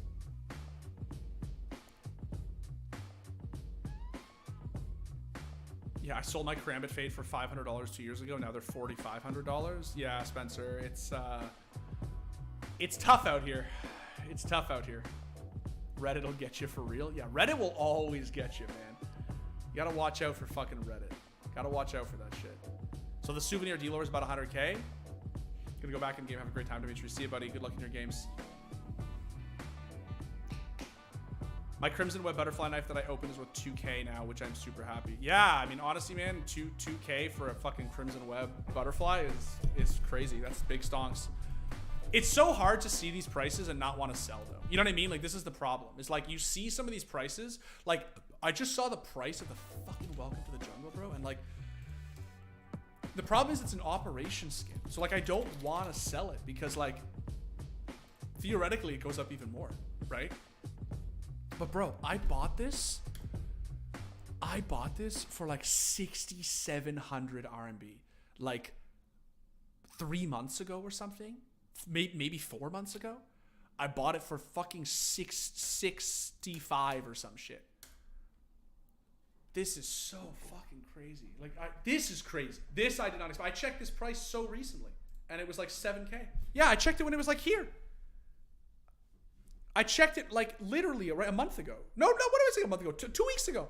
2 weeks ago. It was like fucking 7K. Shoom. Goes up. What the fuck, man? Yeah, I have like 30 breakout cases when it was 20 to 50 cents. Oh boy, I was super surprised it's worth $10 now. Yeah, bro, that's like an easy 300 bucks, right? And honestly, gamer dude, I would keep them. I would not sell them. I would honestly keep them. I would keep them. Unless you need the 300 bucks, I don't think it's worth it. Yeah, cheapest souvenir dealer is like 400K, but that's most likely showcase prices. Yeah, exactly. So there's a difference, chat, for those who don't know. There's a difference between like what it's actually listed for on Buff and like what it will actually sell for. So like, let's just do a souvenir field test it. Let's take something reasonable. He says reasonable. Fucking 6-figure op. So what it actually sells for, the last one to sell was 2 days ago. And then 3 days ago. And then obviously before that, there's like months in between the sell dates, right? Because these things don't sell often, obviously. So yeah. How often do I stream? I stream twice a week. 2 p.m. EST, Tuesdays and Thursdays. And when we do unmuted, sometimes that'll change because unmuted episodes will sort of be at the... Depending on who the guests we have on, depending on their schedule, I will change stream times.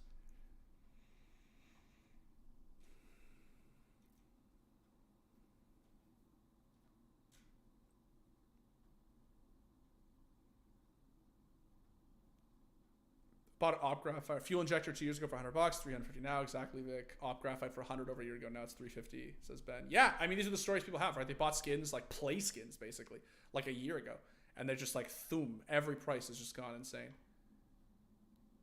It just sucks because like you think you're being proactive and getting out early. The majority of people just don't have the patience to see what happens. I agree, Tanner. I actually agree. And I like one of the reasons I actually think that my investments have done well is because I think that I always sort of have a long view on things. But where I suffer from is that I'm often bad at making short-term investments, right? Like, it would be very, like case investments, for instance. I have never invested in cases, and that's to my detriment. I wish that I invested in cases, but I've never done it because I just don't trust myself to make short-term investments. I'm not really interested in them. They're not really how I think about investing, right?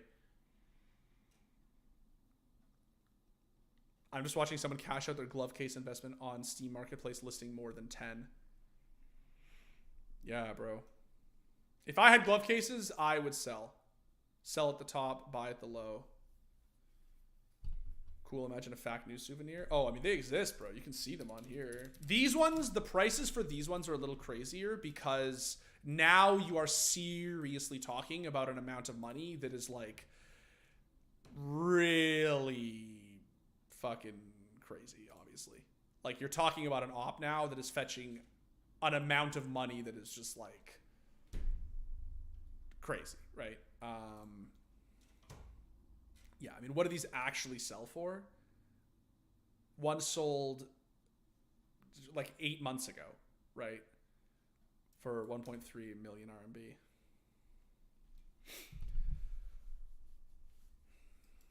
Show us your collection. This is my inventory. All right, my fire serpent's here. You can't see it.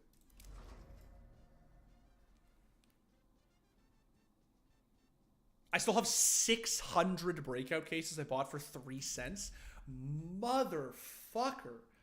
Good for you, Grabner. Holy shit. Good for you, my dude. Damn.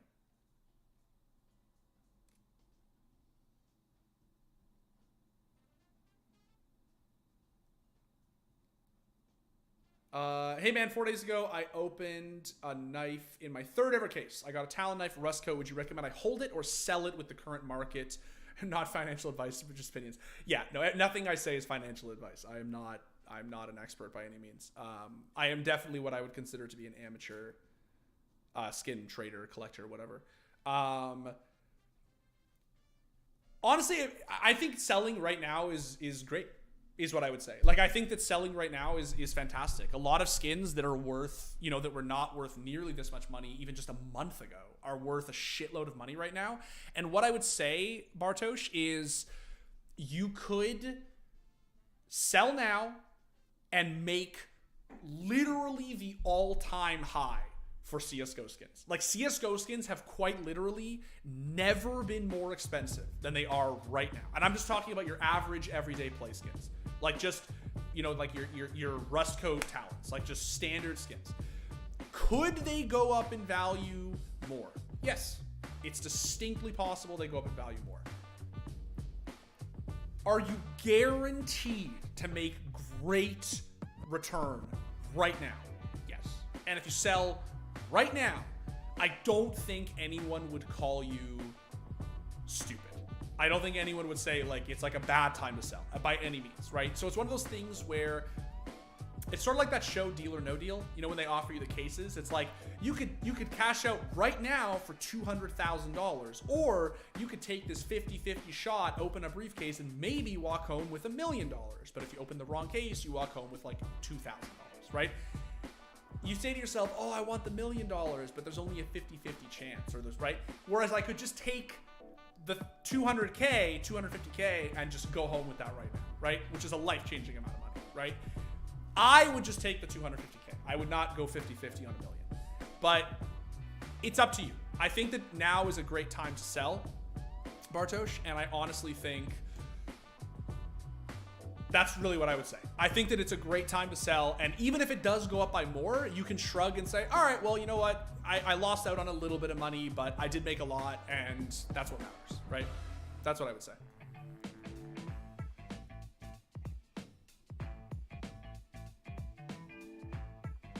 Case hard and AKs aren't keeping up with the weapon case price. That's kind of what I'm saying, and I'm not really sure I understand why the weapon case price is so fucking crazy. Like, case hardens look like shit in CSU, man. Like, why are, like, I don't know. It's weird. It's weird.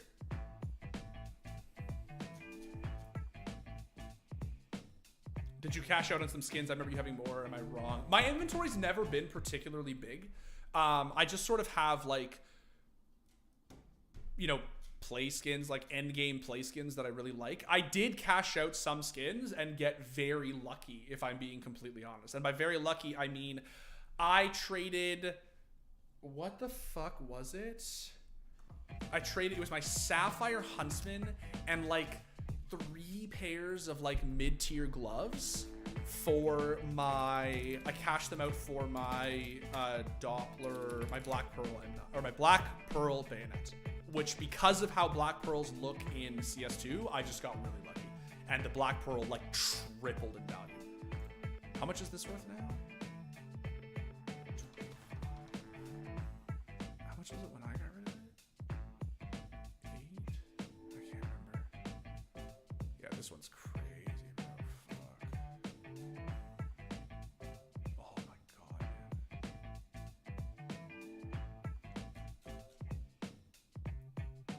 Skins have just gone out of control, man. Even this, I remember when I owned this, chat, I owned this literally a couple of months ago. It was worth like 9K RMB. 9K? I think 8K? 25. Like what is it trading for? 24, 24, 24, 24, 23, 23, 20, 18. Jesus fuck. I don't know, man. This might be a good time to sell. I'm serious. Like, you see this, chat? This is literally 1 day. From 18 in the span of 2 days. It's gone from 18 to 24. And I'm not just picking one skin. I'm not cherry picking one skin. So many skins are like this. 18 to fucking 24 in the span of 2 fucking days.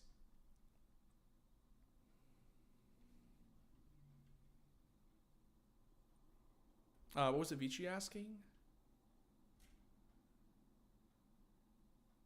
Asking for websites, trusted websites. I am not sponsored by any skin websites. I don't advocate for the only skin website that I will tell people to use is Buff because it is just the biggest marketplace in the world. It's just the most used skin site on the planet. So do with that what you will. And Skinbid. Skinbid is a great website owned and operated by Zipple. I've used it.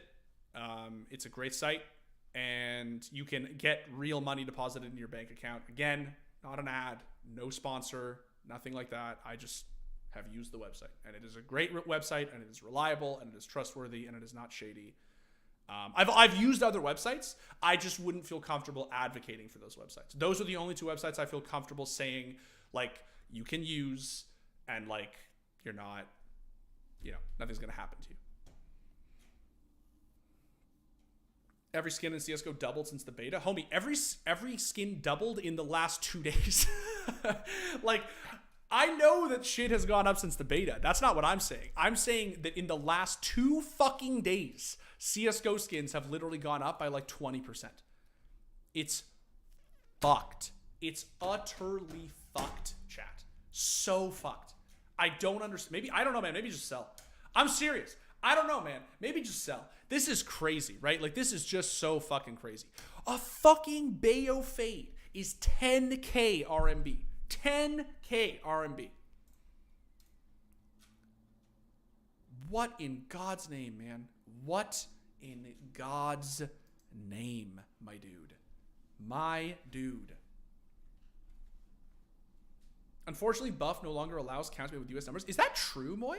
Someone else mentioned this in chat earlier. So I'm Canadian, for those who don't know. So I never like had this issue. But seriously, you can't use Buff with an American number? That's crazy. That's crazy, man. The Fade, yeah. Well, Fade in particular, we saw that video earlier, right, chat? Where was it? I don't have it here. Yeah, the Onipixel one. Where was it? Where was it? Where was it? Where was it? Here. No. Marble Fade looks nuts. But yeah, we saw the Fade earlier, right, chat? Is this it? Oh, it's Tiger Tooth, right? Yeah, it's Tiger Tooth. Here, Fade. Dude.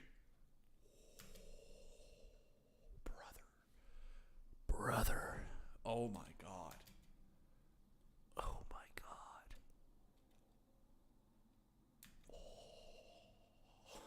Oh, dude.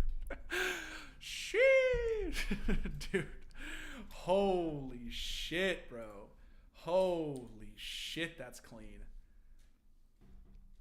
I'm going to be honest, chat. This is one of the nicest finishes in CS2. Like, I legitimately think that this is on par with some Doppler gems. This is crazy. This is a super sleek finish. Like, look at, you can't see here because my camera's covering it, but even Ona's reaction to this is like nuts. This is super fucking sick. Oh, ho, ho, ho. Fades, Dopplers, and Marble Dopplers just look like 3 times better than they did in CSGO. Yeah, Dopplers have gone buck wild. That's true. Fades have also gone buck wild. What about Stiletto Fade? Same thing, Rui. They all look really good. The silver looks really great. Yeah, you know what I think would look really sick, chat? Are the like low fades. You know what I'm talking about? The ones that are like all gold, like the ones that people used to like the reverse full fade, right? The ones that have like no purple, like absolutely zero purple, absolutely zero pink. Honestly, I actually think that would look really good in CS2. I forget what they call them. The golden sunset or whatever it's called, like the 60s. Yeah, the mango fade. Yeah. Those look sick. The 60%. Yeah, I think those would look sick in CS2 actually. Maybe with some arid sports gloves. And like a dragon lore, like I actually go for like a gold aesthetic. I actually think that would be really sick, especially because gold in China, for those who don't know, gold is a color of like prestige. Like it's one of the reasons why the dragon lore has always sold so well in China, is because it's a very like just culturally, there's a lot of importance placed on like the color of gold. So I think it could actually like be a really coveted find.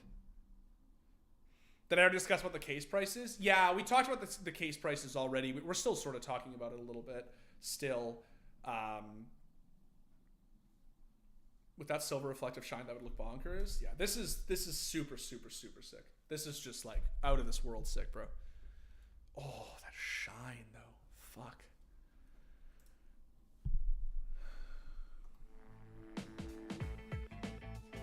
Someone asked earlier. Sorry, I missed a few questions that I want to try to.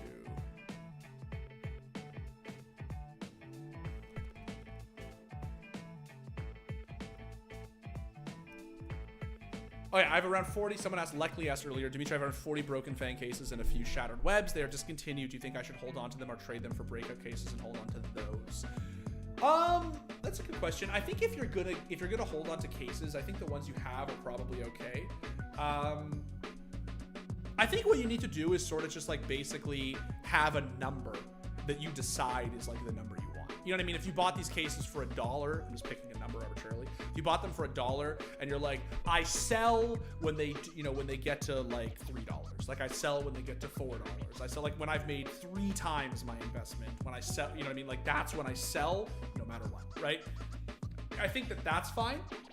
Or if you want to just hold on to them in perpetuity. I don't know if holding on to, Broken Fangs and Shattered Webs is better than Breakout or sort of the other way around. I probably wouldn't trade them in, but you could, but I'm also not a case guy. Like I said earlier on the stream, I've never been someone who's actually put my money where my mouth is when it comes to investing in cases. I've sort of observed it from afar, but I've never actually invested in cases. They're just not something I feel comfortable investing in. Not because I don't think they can make you money, but because I'm just not good on short-term investments.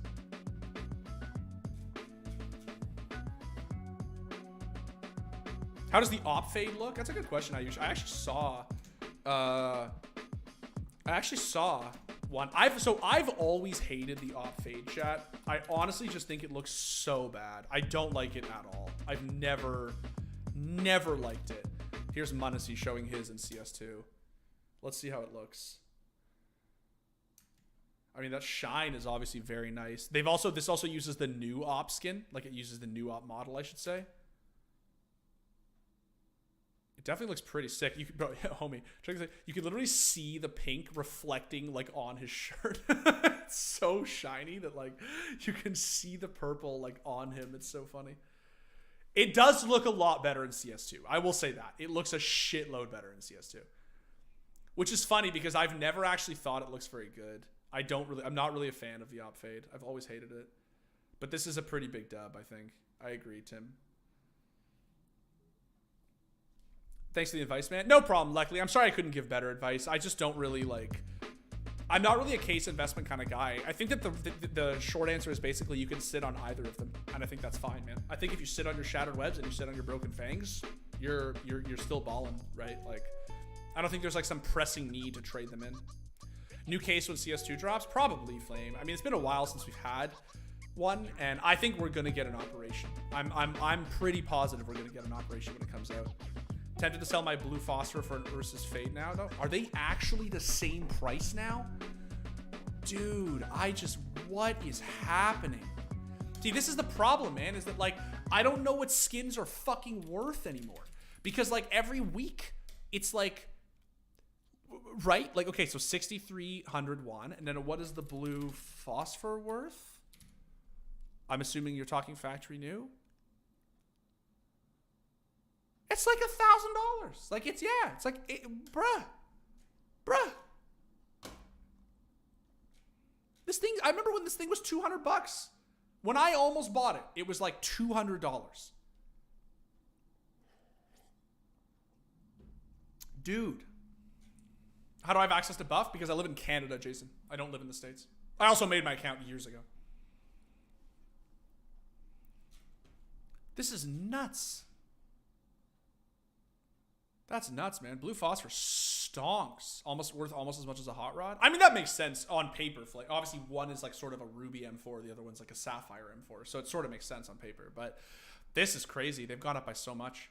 I almost bought a blue phosphor over my Welcome to the Jungle, and I think I would have made more or just about the same amount, because this one is selling for 10 now. Or, well, mine is actually like a 0.22, so it's going to be higher. It's 11, yeah. I bought mine for like 6,500, and I made about 5K RMB on it. Had a chance to trade for it. I kind of wish I did. Yeah, I mean, a lot of people bought them. A friend of mine bought one a couple months ago. Do you wish you'd bought it now? I mean, honestly, I made so much money on my Welcome to the Jungle that no. I made about $1,000 on my Welcome to the Jungle. So like $1,000 like US dollars. So I'm or I guess maybe about US dollars, yeah. So I'm fine with that. I didn't have a principal because I use the A4. See, I hate the A4 flame. I hate the M4. Oh, how much is the Howl, by the way? I didn't even check. What are Howls going for? 33. Isn't this like more or less what they used to cost, or am I crazy? I don't know Howl pricing. I've never really been I've never owned one, so I've never really.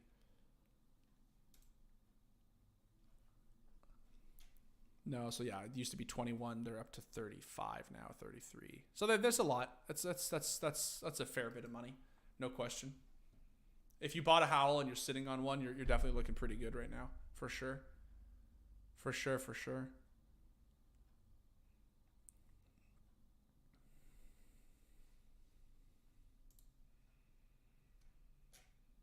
Yeah, chat.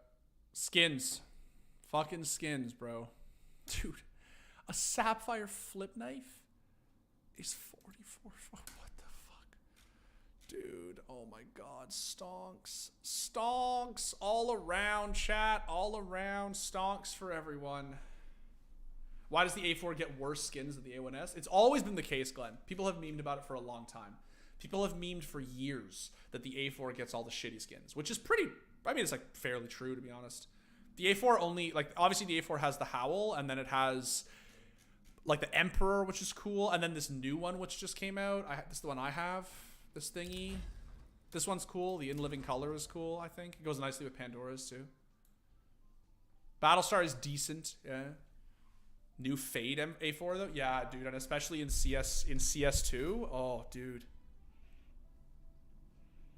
What's my favorite skin? Mine is yours is the A4 D-pad. Interesting. I think for me it's probably, I do really like In Living Color. I do. Maybe it's because I use Pandora's and they go really well together, but I do like the Pandora's with the black pearl and the In Living Color. Sick loadout. Truly ill loadout. Looks really good. I think that's probably my favorite. But I don't really use the A4 that often. I always use the A1S, which is why I bought my jungle. I'm an A1S stan.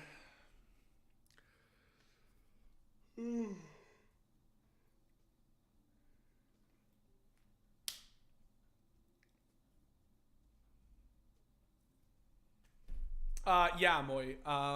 Because I see him doing God's work here, explaining how buff works. I linked this video in the chat earlier on how to use buff. There's one that Zipple has, and you can see how to use the website from that video. But you either have to sell skins on the website to get balance, or you have to buy buff balance from a trusted seller, like someone who is reputable for selling buff balance. I know TDM Jesus sold it for a long time. I don't know if he still does.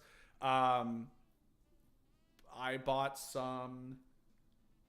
Yeah, just there's like Discord servers you can join, but I would be very careful. I don't really have any recommendations because I've only ever bought buff balance from friends, so I don't actually know like what's a good service to use.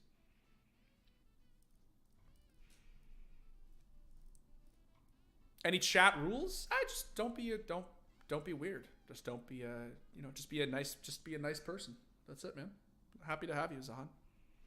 Just don't be a swamp creature. That's my only rule, man. I have zero. My mod is a fucking savage when it comes to her zero swamp creature tolerance policy. So just keep that in mind. Please just keep that in mind. Is the Score Esports owned by? No, we are literally a multi-billion-dollar company that I just work for, bro. Like the Score is owned by a larger company, and I just work for the Score. I do not own the Score Esports. I'm a swamp creature. Well, I mean, it's fine if you're a swamp creature, Creamlol. Just don't be a swamp creature in my chat. And then you're fine, brother. Knight is underrated? I don't think the Knight's underrated, man, but I've never seen what it looks like in CS2. Has anybody seen what the Knight looks like in CS2? M4A1S Knight. What does it look like? Let's see. Well, I have the inspect. Oh, actually, it looks pretty good in CS2. Looks pretty clean. That's not bad. Right? That's not bad.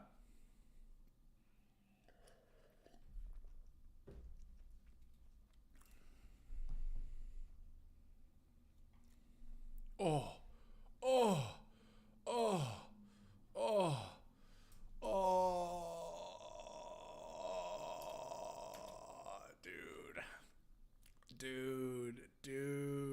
dude. It's weird. Like, sorry, chat. I'm sorry, chat. I'm sorry, chat. All right, I'm sorry, chat. Look, a gamma Doppler A1S does things. I'm only a man. All right, I'm only a human. All right. I'm only a human, my dude. Man, I miss the days of trade servers, TF2 Outpost, CSGO Lounge with real-time trading, not trading for years and coming back to the new norms, just buy skin, resell, and buy the new one. I agree, man. I miss CSGO Lounge so dearly, bro. That shit was Dota 2 Lounge and CSGO Lounge were the fucking shit. Emerald on that doesn't look good. The Phase 3. I agree. Phase 3 looks nice. Oh my god. These are clean. Yeah, these are really clean, dude. Fuck, these are nice. Source 2, man. Source fucking 2. Jesus. My entire inventory is worth $800 plus equals to a Huntsman Marble Fade. I don't know what to think about that, GG's. I don't know what to think about that either. Hey, one more question. Do you think that some play skins of the AK Asimov will lose value because of getting the old model or gain value because they are legacy skins? Honestly, Leckley, that is sort of the question. And I don't know. I don't know, and I don't think anybody knows. Obviously, there are some legacy skins that have so much history and so much prestige that it doesn't matter that they are on the old model, right? Like, to take a great example, obviously, like the example, I mean, the Dragon Lore. Like, if the Dragon Lore is on the old model, which I'm pretty sure it is, right, on CS2, who cares? Like, it's the D lore. Like, obviously, it's still going to be super, super sought after, right? So, yeah. I think, honestly, it's hard to say. I think it depends skin to skin. In the case of the Asimov, I couldn't tell you. I'm not an Asimov guy, and I really couldn't tell you. Dimitri, I can't log into Buff from anywhere you're located. I'm located in Canada, good sir. I believe that if you are located in the United States, you cannot access Buff, or you cannot make a new account at least. Do I like the CSGO bundle in Valorant? Honestly, I haven't opened Valorant since it came out because I don't really play it. But one day, maybe I'll get it. I think it's pretty cool, honestly. I think it looks pretty sick. If I'm being completely honest, I think it's pretty cool. I like how shameless it is. I think skins are going to drop and plateau at a higher price than it was at before. I think skins are going to drop and plateau at a higher price than it was at before after. Jesus, explain. Oh god.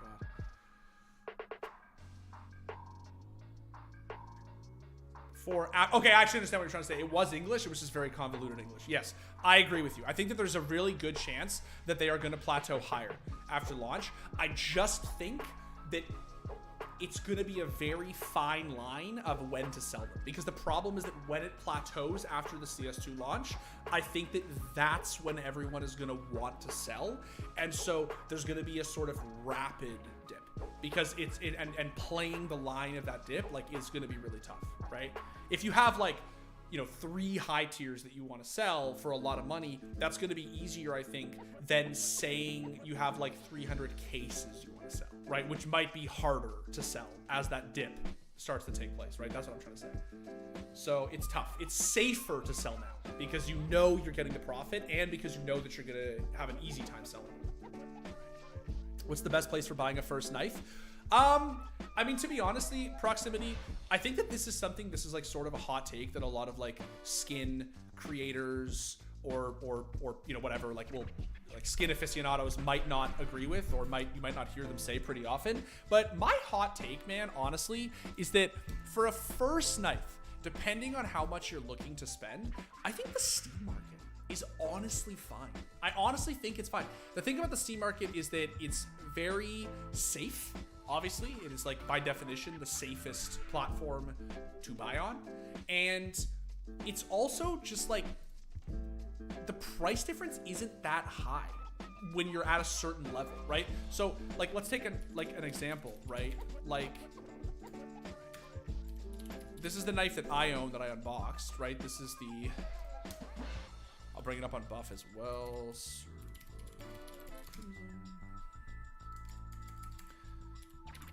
Oh. So yeah, this is the buff listing. This is how much it is on buff, and this is how much is it on Steam. So this is the buff. This is $17.45, right? This is the Steam listing, $5.40, right? So like it's definitely more expensive. Mind you, this is like what it's being listed for. It's probably realistically selling like a little bit closer to here, if we're being honest. So I think that this is probably just a little bit inflated, if I'm being honest, but who knows? The price difference isn't that crazy on certain knives. And this is actually a fairly expensive knife too, but if you're talking about like a $150 knife, it's not really going to be that much cheaper on buff, honestly.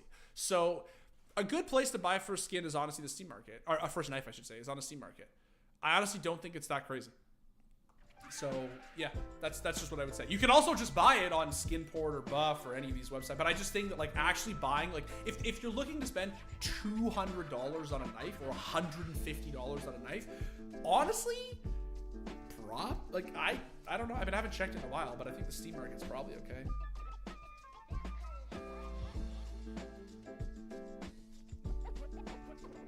Do you have any tips on aiming? I play on a laptop. My max FPS is 120, and I play the lowest possible graphics. I have good ping, 15. So aiming tips. Practice. I know it's like so generic, but like just crosshair placement is really, be a stickler for crosshair placement, and practicing in aimbots, practicing in deathmatch, practicing in aim courses, you know, keeping your crosshair head level at all times, and, you know, pre-firing and sort of like keeping your crosshair posted on angles and stuff like that is just a big thing in Counter-Strike. It's way bigger than in any other game.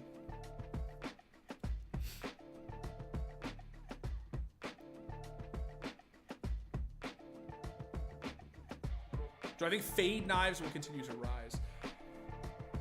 I honestly think they might. I think that there's this weird thing that we might see happen where skins that were considered to be like high mid, like upper middle knives might actually become high tiers, if that makes sense. So I know I keep taking this example, but I do honestly think that the Black Pearl is a really good example of a finish, like a knife, that could actually become like significantly more expensive. So like, here's a good example, right? Let's go to M9. You go to a Sapphire. Sapphire right now is 113,000 won, which is a shitload of money. But you look about what it used to cost, right? God, there's just so many selling. Oh my God, skins are going so buck wild. You look at what it used to cost, you know, 80,000, that's a shitload, right? But it used to be in and around that. I remember that. Like a month ago, prior to a month ago, was down in and around down here, 80,000. It went up by like 30K, which is like 30%, give or take. That's a lot of money. That's a lot of percentage. 30% is a lot. Here's the thing though. If you go to Black Pearl, it's 46,000 won. And what was it trading for? Oh, I forgot. It takes the fucking... Oh, fuck me. I forgot this.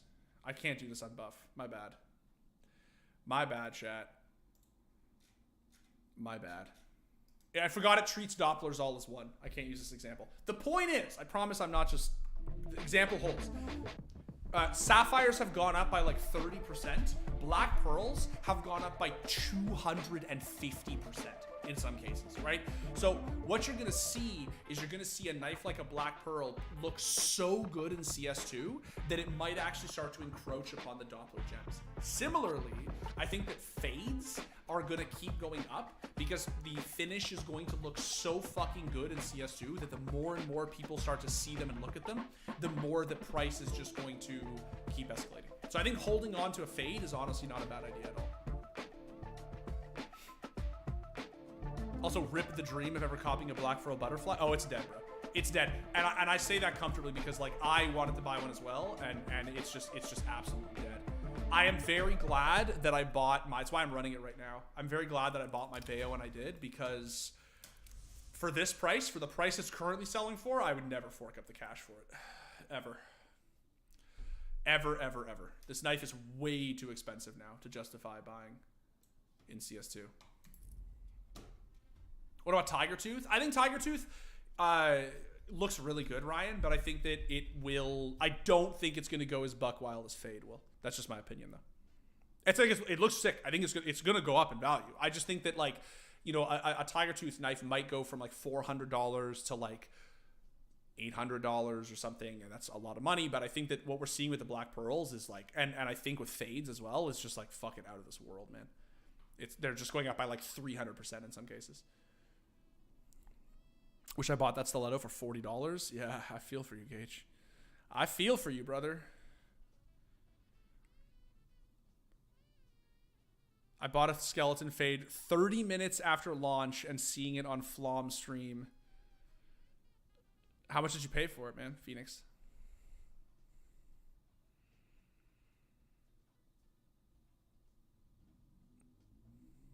Oh, Marble Fade? Marble Fade is also Lightning. They have really gone up in value a ton because they also too look fucking out of this world in fucking CS2. They look really good in CS2. I think holding on to Marble Fades, and I think holding on to let's just take, like, I mean, we could do the butterfly, I guess. It's a pretty skewed example because it's literally the best knife in CS, but like the butterfly, that is. But yeah, 12,019. And that's a pretty big stonk. Considering it's just a Marble Fade, that's a pretty fucking crazy stonk, honestly. Survival Knife Slaughter in Minware is fucking 514 euros. Dude, I fucking literally was just showing on Steam, my dude. I unboxed one of these a couple of weeks ago. This is a Battle Scarred Crimson Web Survival. Battle Scarred. Fucking 560 Canadian dollars. Fucking crazy. It's battle scarred. Like, dude, it's fucking crazy. I remember I traded my Butterfly Forest D-Pat, field tested, and upgraded to a battle scarred Bayo blue steel back in the valley. Oh no, boy. Oh no. Look, man, it's a different time. It's a different time, man. Wire case is so expensive now. I remember when all cases were like 3 cents in 2014. It's because everybody's opening them, my dude. Everybody's opening them. And so there needs to be more, like, there's so much demand and there's just not enough supply to meet it. Do you think it's worth waiting to sell sapphires and rubies until CS2 comes out? That's an interesting question, Tommy. And I think that, like, it's hard, right? Because in some cases we have seen the stonk already happen, right? So I took this example earlier and I was showing this one. The Huntsman, you go to Sapphire, it is currently selling for 25K. Now, I literally traded one of these like 4 months ago or something. Maybe it was like 5-6 months ago. I don't remember. For like 8K. So this stonk is like literally times 3. It's fucking crazy. It's nuts. Is this going to happen again? Like, are we going to see it go higher with CS2? It's hard to say. My personal opinion is that sapphires and rubies looked so much better than other knives in CSGO that obviously that's what caused them to have like the Doppler gem status. I think that other finishes are actually catching up, if I'm being honest. Like, I think there is honestly a case to be made. A case to be made, no copium, that fade knives look better in CS2 than sapphires do. Honestly, I don't think that that's crazy. Just from a purely aesthetic standpoint, rarity aside, just from an aesthetic standpoint, I think that fades could actually look better than sapphires. Because of that, I don't know what's going to happen to Doppler gems long term in terms of how, like, whether they keep the crazy prestige price and don't really go up a ton, whether they go down a little bit. But I don't know, honestly. But I think it's tricky. Like, I think it's tricky. If I owned a sapphire in particular, Tommy, I would be a little bit nervous. Just a little bit nervous. If I owned a ruby, I would not be nervous. And if I owned an emerald, I sure as fuck would not be nervous because the emeralds look amazing. And the rubies look really good too. But sapphires in CS2, honestly, they look a little bit, as someone mentioned here, Ryan mentioned, yeah, they look a little oversaturated. Rubies look fabulous and black pearls look fab. Black pearls look out of this fucking world in CS2, man. Yeah, I don't think it's a hot take at all to say that black pearls look better than sapphires in CS2. And I'm really curious to see if we see the price, like this is the price difference between them. And I'm really curious if we start to see a little bit of this because they just look so out of this world. Base ruby better than sapphire chart. Okay, guys, you want to know a really hot take, chat? That should not be a hot take. That just should not be a hot take. Rubies look better with Pandoras than sapphires do. That is the hot take. That should not be a hot take. The red with purple has always looked better than the blue with purple. It's just like red is a part of purple. It's just in the color. And like the way that they like clash sort of has always been really, really clean. Similarly, emeralds with Pandoras, very clean. I think it's Hooksy GigaChad, who uses the emerald, or used for some time, the emerald Bayo with like regular Bayo with Pandoras. And it was so clean. So fucking clean. Looked really good. Really, really good. Emerald with Pandoras is based. Actually based. Ruby with Pandoras, also based. Sapphire with Pandoras looks good. Don't get me wrong. It looks good. It's just... Blue is also part of purple. The problem, Roy, is that you're going for a matchy-matchy that isn't actually a matchy-matchy. That's the problem. So, like, for instance... I just fucking open it up and look, right? I don't have my sapphire anymore, so I can't show this, Sag. But black pearl with Pandoras gives you the actual matchy-matchy that you're looking for. You're looking for purple on purple, right? The problem is that the sapphire only looks like it matches with Pandoras in certain lights. It only feels like it has that sort of like indigo fluorescent feel, right? This is the kind of actual matchy-matchy that you are looking for. My no clip is on for some reason. This is the matchy-matchy you're looking for, right? The purple with Pandoras is the one. And even in CSGO, it doesn't really look that good because of how lighting fucking works in this game. I can't get a ruby in here, but if I join the OnlyPixel server, I can. Should we do this, chat? Should we join the OnlyPixel server just to prove all the fucking naysayers wrong? All right, let's join the OnlyPixel server.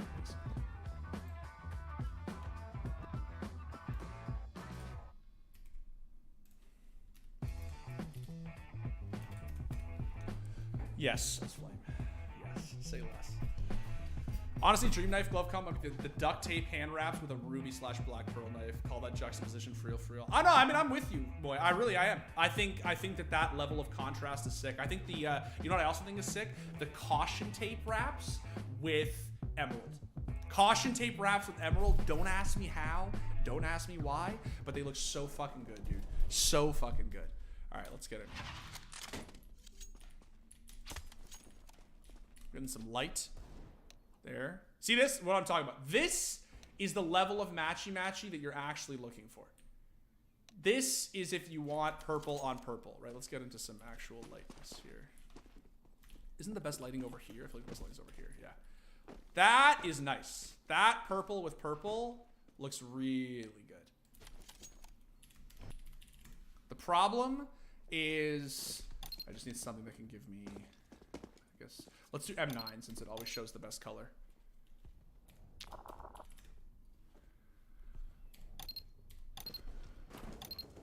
So here, Sapphire. So here's the thing, chat. I'm not saying it doesn't look good. It obviously looks good, but you can see that like it's too washed out, right? It has the appearance of matching, but it doesn't actually match. It's sort of just washed out, and only in really bright lighting, like right here, does it actually look like it goes together. But if you get into any form of like dark at all, it's just washed out. It just looks so like, it just looks so eh. Look at the difference between the purple and the blue. Like look at, you can really see it here, the difference between the two, right? Only matches when inspecting, sort of. It's really just, it only matches in certain lights. See, like here, in the really like bright fluorescent light. But bro, if I go to the actual goat, well, we'll do the emerald first. The emerald is clean with it. Oh, bro, look at that. Look at that. That's nice. But the actual goat is the ruby. The ruby with the fucking Pandoras, man, is so fucking sick. It looks so good. Look at that. Look at that sheen, my dude. Look at that. This is based. Truly based. Truly based. Yeah, the ruby is clean as hell, man. I don't know, man. I was agreeing with you until I saw it. No, it looks really good, man. It looks really, really, really good. It's really nice. It's really nice. But like I said, to be fair, I also think a very acceptable combo is emerald. Emerald is really nice with Pandoras. It looks really, really, really good. This is. I also think this is base.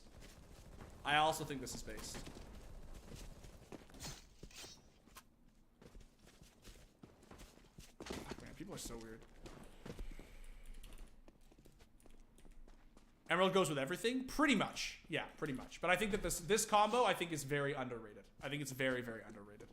I just think that people are, it's sort of like, people have just been like Stockholm syndrome to thinking that these two knives, that these two skins go together.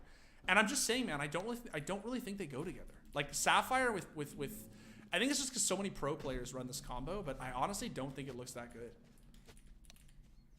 I don't think it looks like that. I think in CS2, this is going to be the tech. I agree that in CSGO, it doesn't look that good. But in CS2, because the problem in CSGO is you see how dark it is. The Black Pearl ends up looking so washed. Do you see it? It's so washed. It's too black. But if you actually come out here, you can see in CS2, this is going to look really nice. Really, really, really nice. I see the vision and I'm fucking with it. Attaboy, boy. But honestly, I'm just a Sapphire hater. What do you think about Black Pearl Pandora? Yeah, Frosty Go. This is exactly it. This looks so good. This combo in CS2 looks really good. In CSGO, I actually don't think it looks that good. I think that this combo is not nearly as nice as the Emerald or the Sapphire. But yeah, anyway. I just wanted to show this because I think this is an actual hot take that should not be a hot take. Yeah, contrast is underrated. Yeah, Black Pearls look insane. My actual knife, you can literally see it. I don't realize I didn't have to. One sec. Fuck me, dude. No, I'm just so out of it. There we go. Oh, my actual knife. Shoe skin. Default. Nope, not default. Chat, I'm losing it. I am actually losing it. Okay, so we gotta do this. We gotta get out of here. No, no. Chat, I'm fucking losing it, bro. Knife, that's it. My own knife. Please, my own knife. Nope, my own knife. How about just my own knife? How about just my own knife? Chat, it hates me. Chat, it hates me. Alright, it hates me. Fuck it, it hates me. Anyway. It hates me. The point I was trying to make is that my Black Pearl Bayo looks really good with Pandoras. That's all I was trying to say. Yeah. It looks really, really good. Black Pearl in CS2 is going to be the tech with Pandoras. For sure. For sure, for sure. But Ruby looks sick and Emerald looks sick. That's it. That is it. Oh. Was there anything else we wanted to talk about, chat? Was there anything else that we wanted to talk about? Anything else?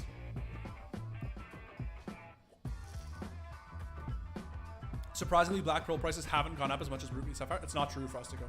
I was just talking about it. They've gone up more. Because you have to look about it, you have to look at it from a percentage standpoint, right? It's not about how much in raw currency it goes up. It's about how much in percentage. So like the M9 went from about 80,000 RMB to 110,000 RMB, which is 30,000 RMB. That's a shitload of money. The problem is that 30,000 is only like a 40% increase, which is a lot of money. But the Bayo, the regular Bayo, went from like 9K RMB to 30. It tripled in value, right? So that's the thing, right? It's Black Pearls have gone up exponentially, shot up in value. The problem is that because they weren't that expensive to begin with, it doesn't seem as crazy. M9 low-key the nicest knife. Man, I don't think it's even low-key. I've been saying for years, I think that the M9 is the GOAT. Like, I recognize that, like, objectively, the butterfly knife is the nicest knife in CS, but M9 is fucking so sick, my dude. Dimitri, when are we getting the Score Esports Valorant Premier Team? I could not tell you, man. I think we only have, like, one person who plays... I think Niall's the only one who, like, seriously plays ranked.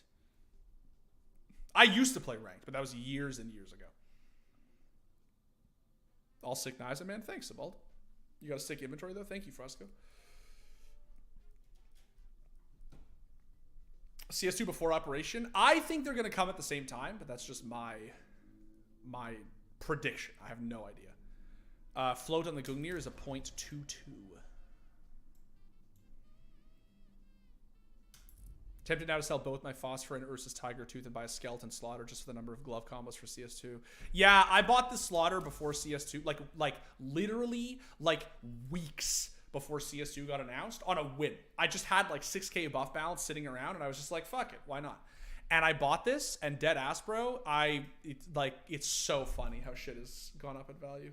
Another knife that looks really good with Pandora's actually. And I named it this for this exact reason. People kept telling me it doesn't look good on purple, and then I equipped it, and now I get compliments on it all the time. Prediction for major winner? My head says G2. I honestly think that this is the one. I think Nico does it this time. I think with Munacy and with Hooksy, like I think they can do it. My heart says.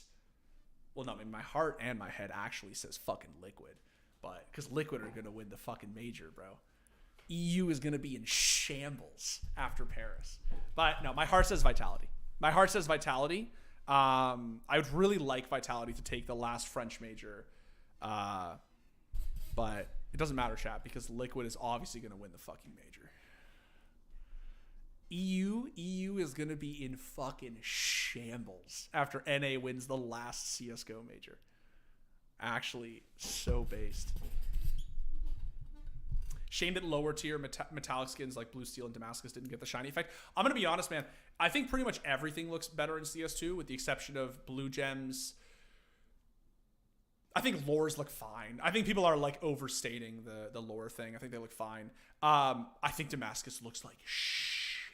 I think Blue Steel and Damascus look like shit. They look so bad. Everyone would be so pissed if NA won. How great would it be, though? Dude, it was kind of heartbreaking to see Kenny S not qualify. It was horrible, man. It was so horrible. And to lose that map 16-14, no less. So brutal. So brutal, man. Ugh. Blue Steel is my favorite cheap finish in CSGO. I think my favorite is... Blue Steel's nice. I think I don't know, man. I'm gonna be honest. I really like this battle scarred crimson. I actually think that this wear looks really, really, really cool. I like how it looks. Like I would take this over factory new, deadass. I think it looks so much. It has so much more personality, you know, with this awesome, like just wear down all over the blade. It just looks so good. Yeah, it's so cool. Isn't there an in-game event during majors? Or am I crazy? There is the, what's it called, chat? Like not fantasy, the pick'ems. Yeah, you can do pick'ems during the major. Hopefully Kenny gets me in the show match at the major. Oh, I really hope they do that. That would be lovely. I hope he still plays. I honestly hope he takes a crack at CS2. I really do. I just think it would be great to have Kenny S still around playing competitively. It was really sad to see them not qualify.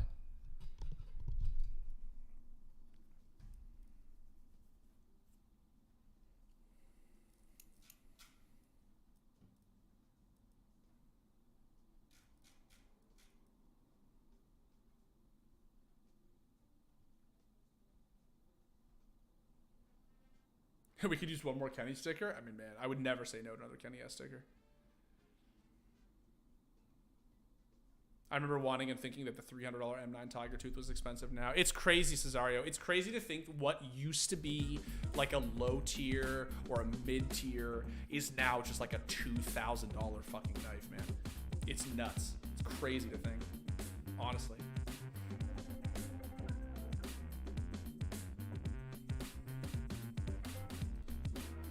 It's crazy. Do I even want to know how much the fucking, what's it called? The, what's that MP9 skin called? The Lotus? What's it called? Right? No, Wild Lotus is the AK. What is the... Wild Lily? Yeah, Wild Lotus. Thank you, chat. Yeah, they're a lot. I almost bought one of these. They're $2,000 for a field tested, bro. $2,000. Fuck that. Oh my God. They look so good with Pandoras. I honestly like, oh, I almost bought one. I should have bought one. They like doubled in price, man. Yeah, fuck me. Dude, it's a shame those are used for trade-ups. Best MP9 skin of the game. Oh, absolutely. And if they were being used for trade-ups for any other skin that wasn't the Gungnir, I would be like, it's a waste. Because they're nicer than whatever you could trade up. But the Gungnir is just like so elite that it's like understandable, right? But I agree, it is far and above the best MP9 in the game. Thoughts on the knives that were data mined in CS2? Yeah, I saw these, chat. These new hold on. It was Gabe Follower, right? Let's see. Let's see the boy. The lad. The lad.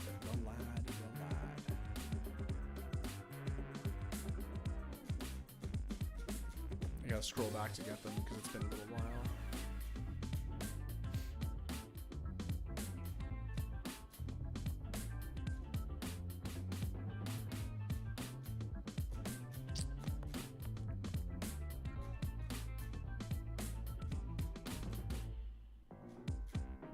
Here we go.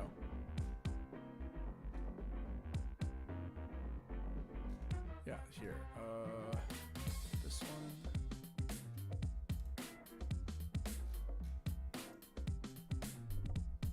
Bro. Yeah, so for those who don't know, chat, this is one of the knives that was data mined. I love you, Dimitri. I love you too, Yazid. Thanks, buddy.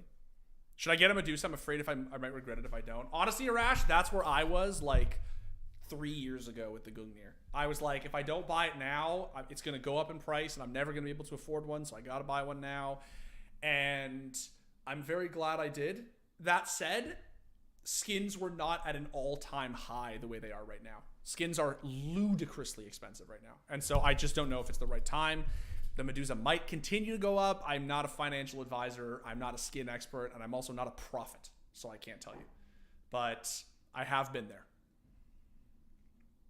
Field tested Gungnirs are now starting at like 10K USD now. Yeah, mine is worth about, it's like 13 or 14,000 Canadian for my field tested Gungnir. Fucking, it's just saying it out loud is crazy. It's so ridiculous. That reply tweet is great. Yeah, I know this is good. So this is Arrow. Shout out to Arrow for this fucking based tweet. Honestly, here's what I think. Here's my take. Chat, I can just, for those who don't know, chat, new knives were data mined in CS2, and we can take a look at them. Yeah, I know this is like sort of old news at this point, but I didn't really ever react to these things, and I'm curious what they're going to look like. Honestly, I think this is a very cool knife. I think this is pretty fucking sick. I think that this is like, it's like hefty, girthy. Okay. I'm just gonna stop there. It's got some grit, you know? It has a lot of potential. Yes, Frost, it has a lot of potential. I would be very curious to see what the animations are on this knife. I'll say that. I'd be very curious. This is a very cool knife that will look very good. Like the M9, it will look very good just in the hands. Like when it's just in front of you in your POV, this knife is going to look very fucking cool. There's the other one. This is the Kukri, and this is the Twin Blade. The Twin Blade, I think that this is cool, but my hot take on this knife is that I think this knife is going to live or die by its animations. I think that this knife could be very, very cool if it has really cool animations. If it doesn't have great animations, honestly, I think this knife is going to be pretty mid. That's my take. I think it'll be a pretty mid knife. I need to see some spinny spin. I need to see some like cool, like M9 style. Like I want to see some cool spinny spin, and then maybe it's going to be super sick, right? Or like pulls it out by the blade and like flips it up or something and catches it. Like I need to see some cool animations for this knife. For this knife, honestly, I don't think the animations need to be that sick. I think this knife is just going to be sick regardless. I think it just looks fucking gangster as fuck. That's it. That's my hot take on the knives. It's crazy. How crazy, Chad? It's been what, 4.5 years since we got new knives? Shattered Web was the last time we got new knives, and we got 4 of them at once. It's crazy to think we had to wait all these years and we're only getting 2. It's nuts. Just nuts.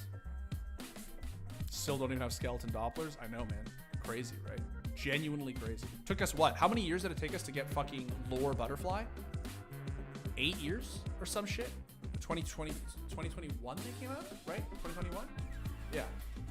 Took us 5 years to get butterfly lore, like butterfly gamma.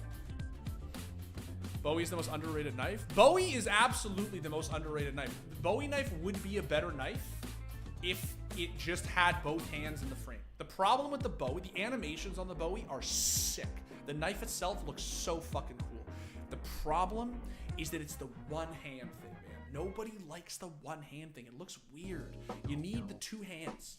That's the thing with the Bowie knife. Yeah, besides the one hand thing, it's amazing. I remember talking about this with Zipple like years ago. We said if the Bowie had a 2 hand, it would be, honestly, man, it would be like on par with the M9. Like it would be like a high A tier knife, dead ass. If it had the 2 hands. It's such a cool knife. They fucked it with the one hand thing. It's wild that Shadow Web knives are 4 years old. I still remember butterflies being the newest. Yeah, it's crazy, man. It's genuinely nuts. I still feel like the Shadow Web shit came out yesterday. It's nuts. Does the Bowie have 2 hands in CS2? I don't think so, Flame. No, I don't think so. They didn't really. I don't think they changed anything like that in CS2. I haven't seen a Bowie in CS2. I haven't either, but I do not think it has 2 hands. Well, chat, I think that's what I'm gonna call it. Been streaming for 3 hours and been talking about skins for 3 hours. So I hope you guys had fun. Hope you guys enjoyed it. I just wanted to do this because skins are fucking crazy right now. And I wanted to talk about it because this is just insanity. And a lot of people are DMing me asking me, should I buy? Should I sell? Should I hold? What should I do? Where should I? What? And I just figured I would do this and just be like, all right, let's talk about it. Let's just get it out of the way. And yeah, that's it. Enjoy your day. Enjoy your day too, Frostico. See you guys later. I will be back on Tuesday, regular time, 2 p.m. Eastern. And next Thursday as well, regular time, 2 p.m. Eastern. And enjoy your weekend. Enjoy your pugs. I really hope you guys have a good weekend with some stonks. Sell your skin safely, please. Trade safely. Buy safely. And I hope we all get stonks. All get stonks. So thanks guys for tuning in. I really appreciate it. I'll see you next week. Have a good weekend.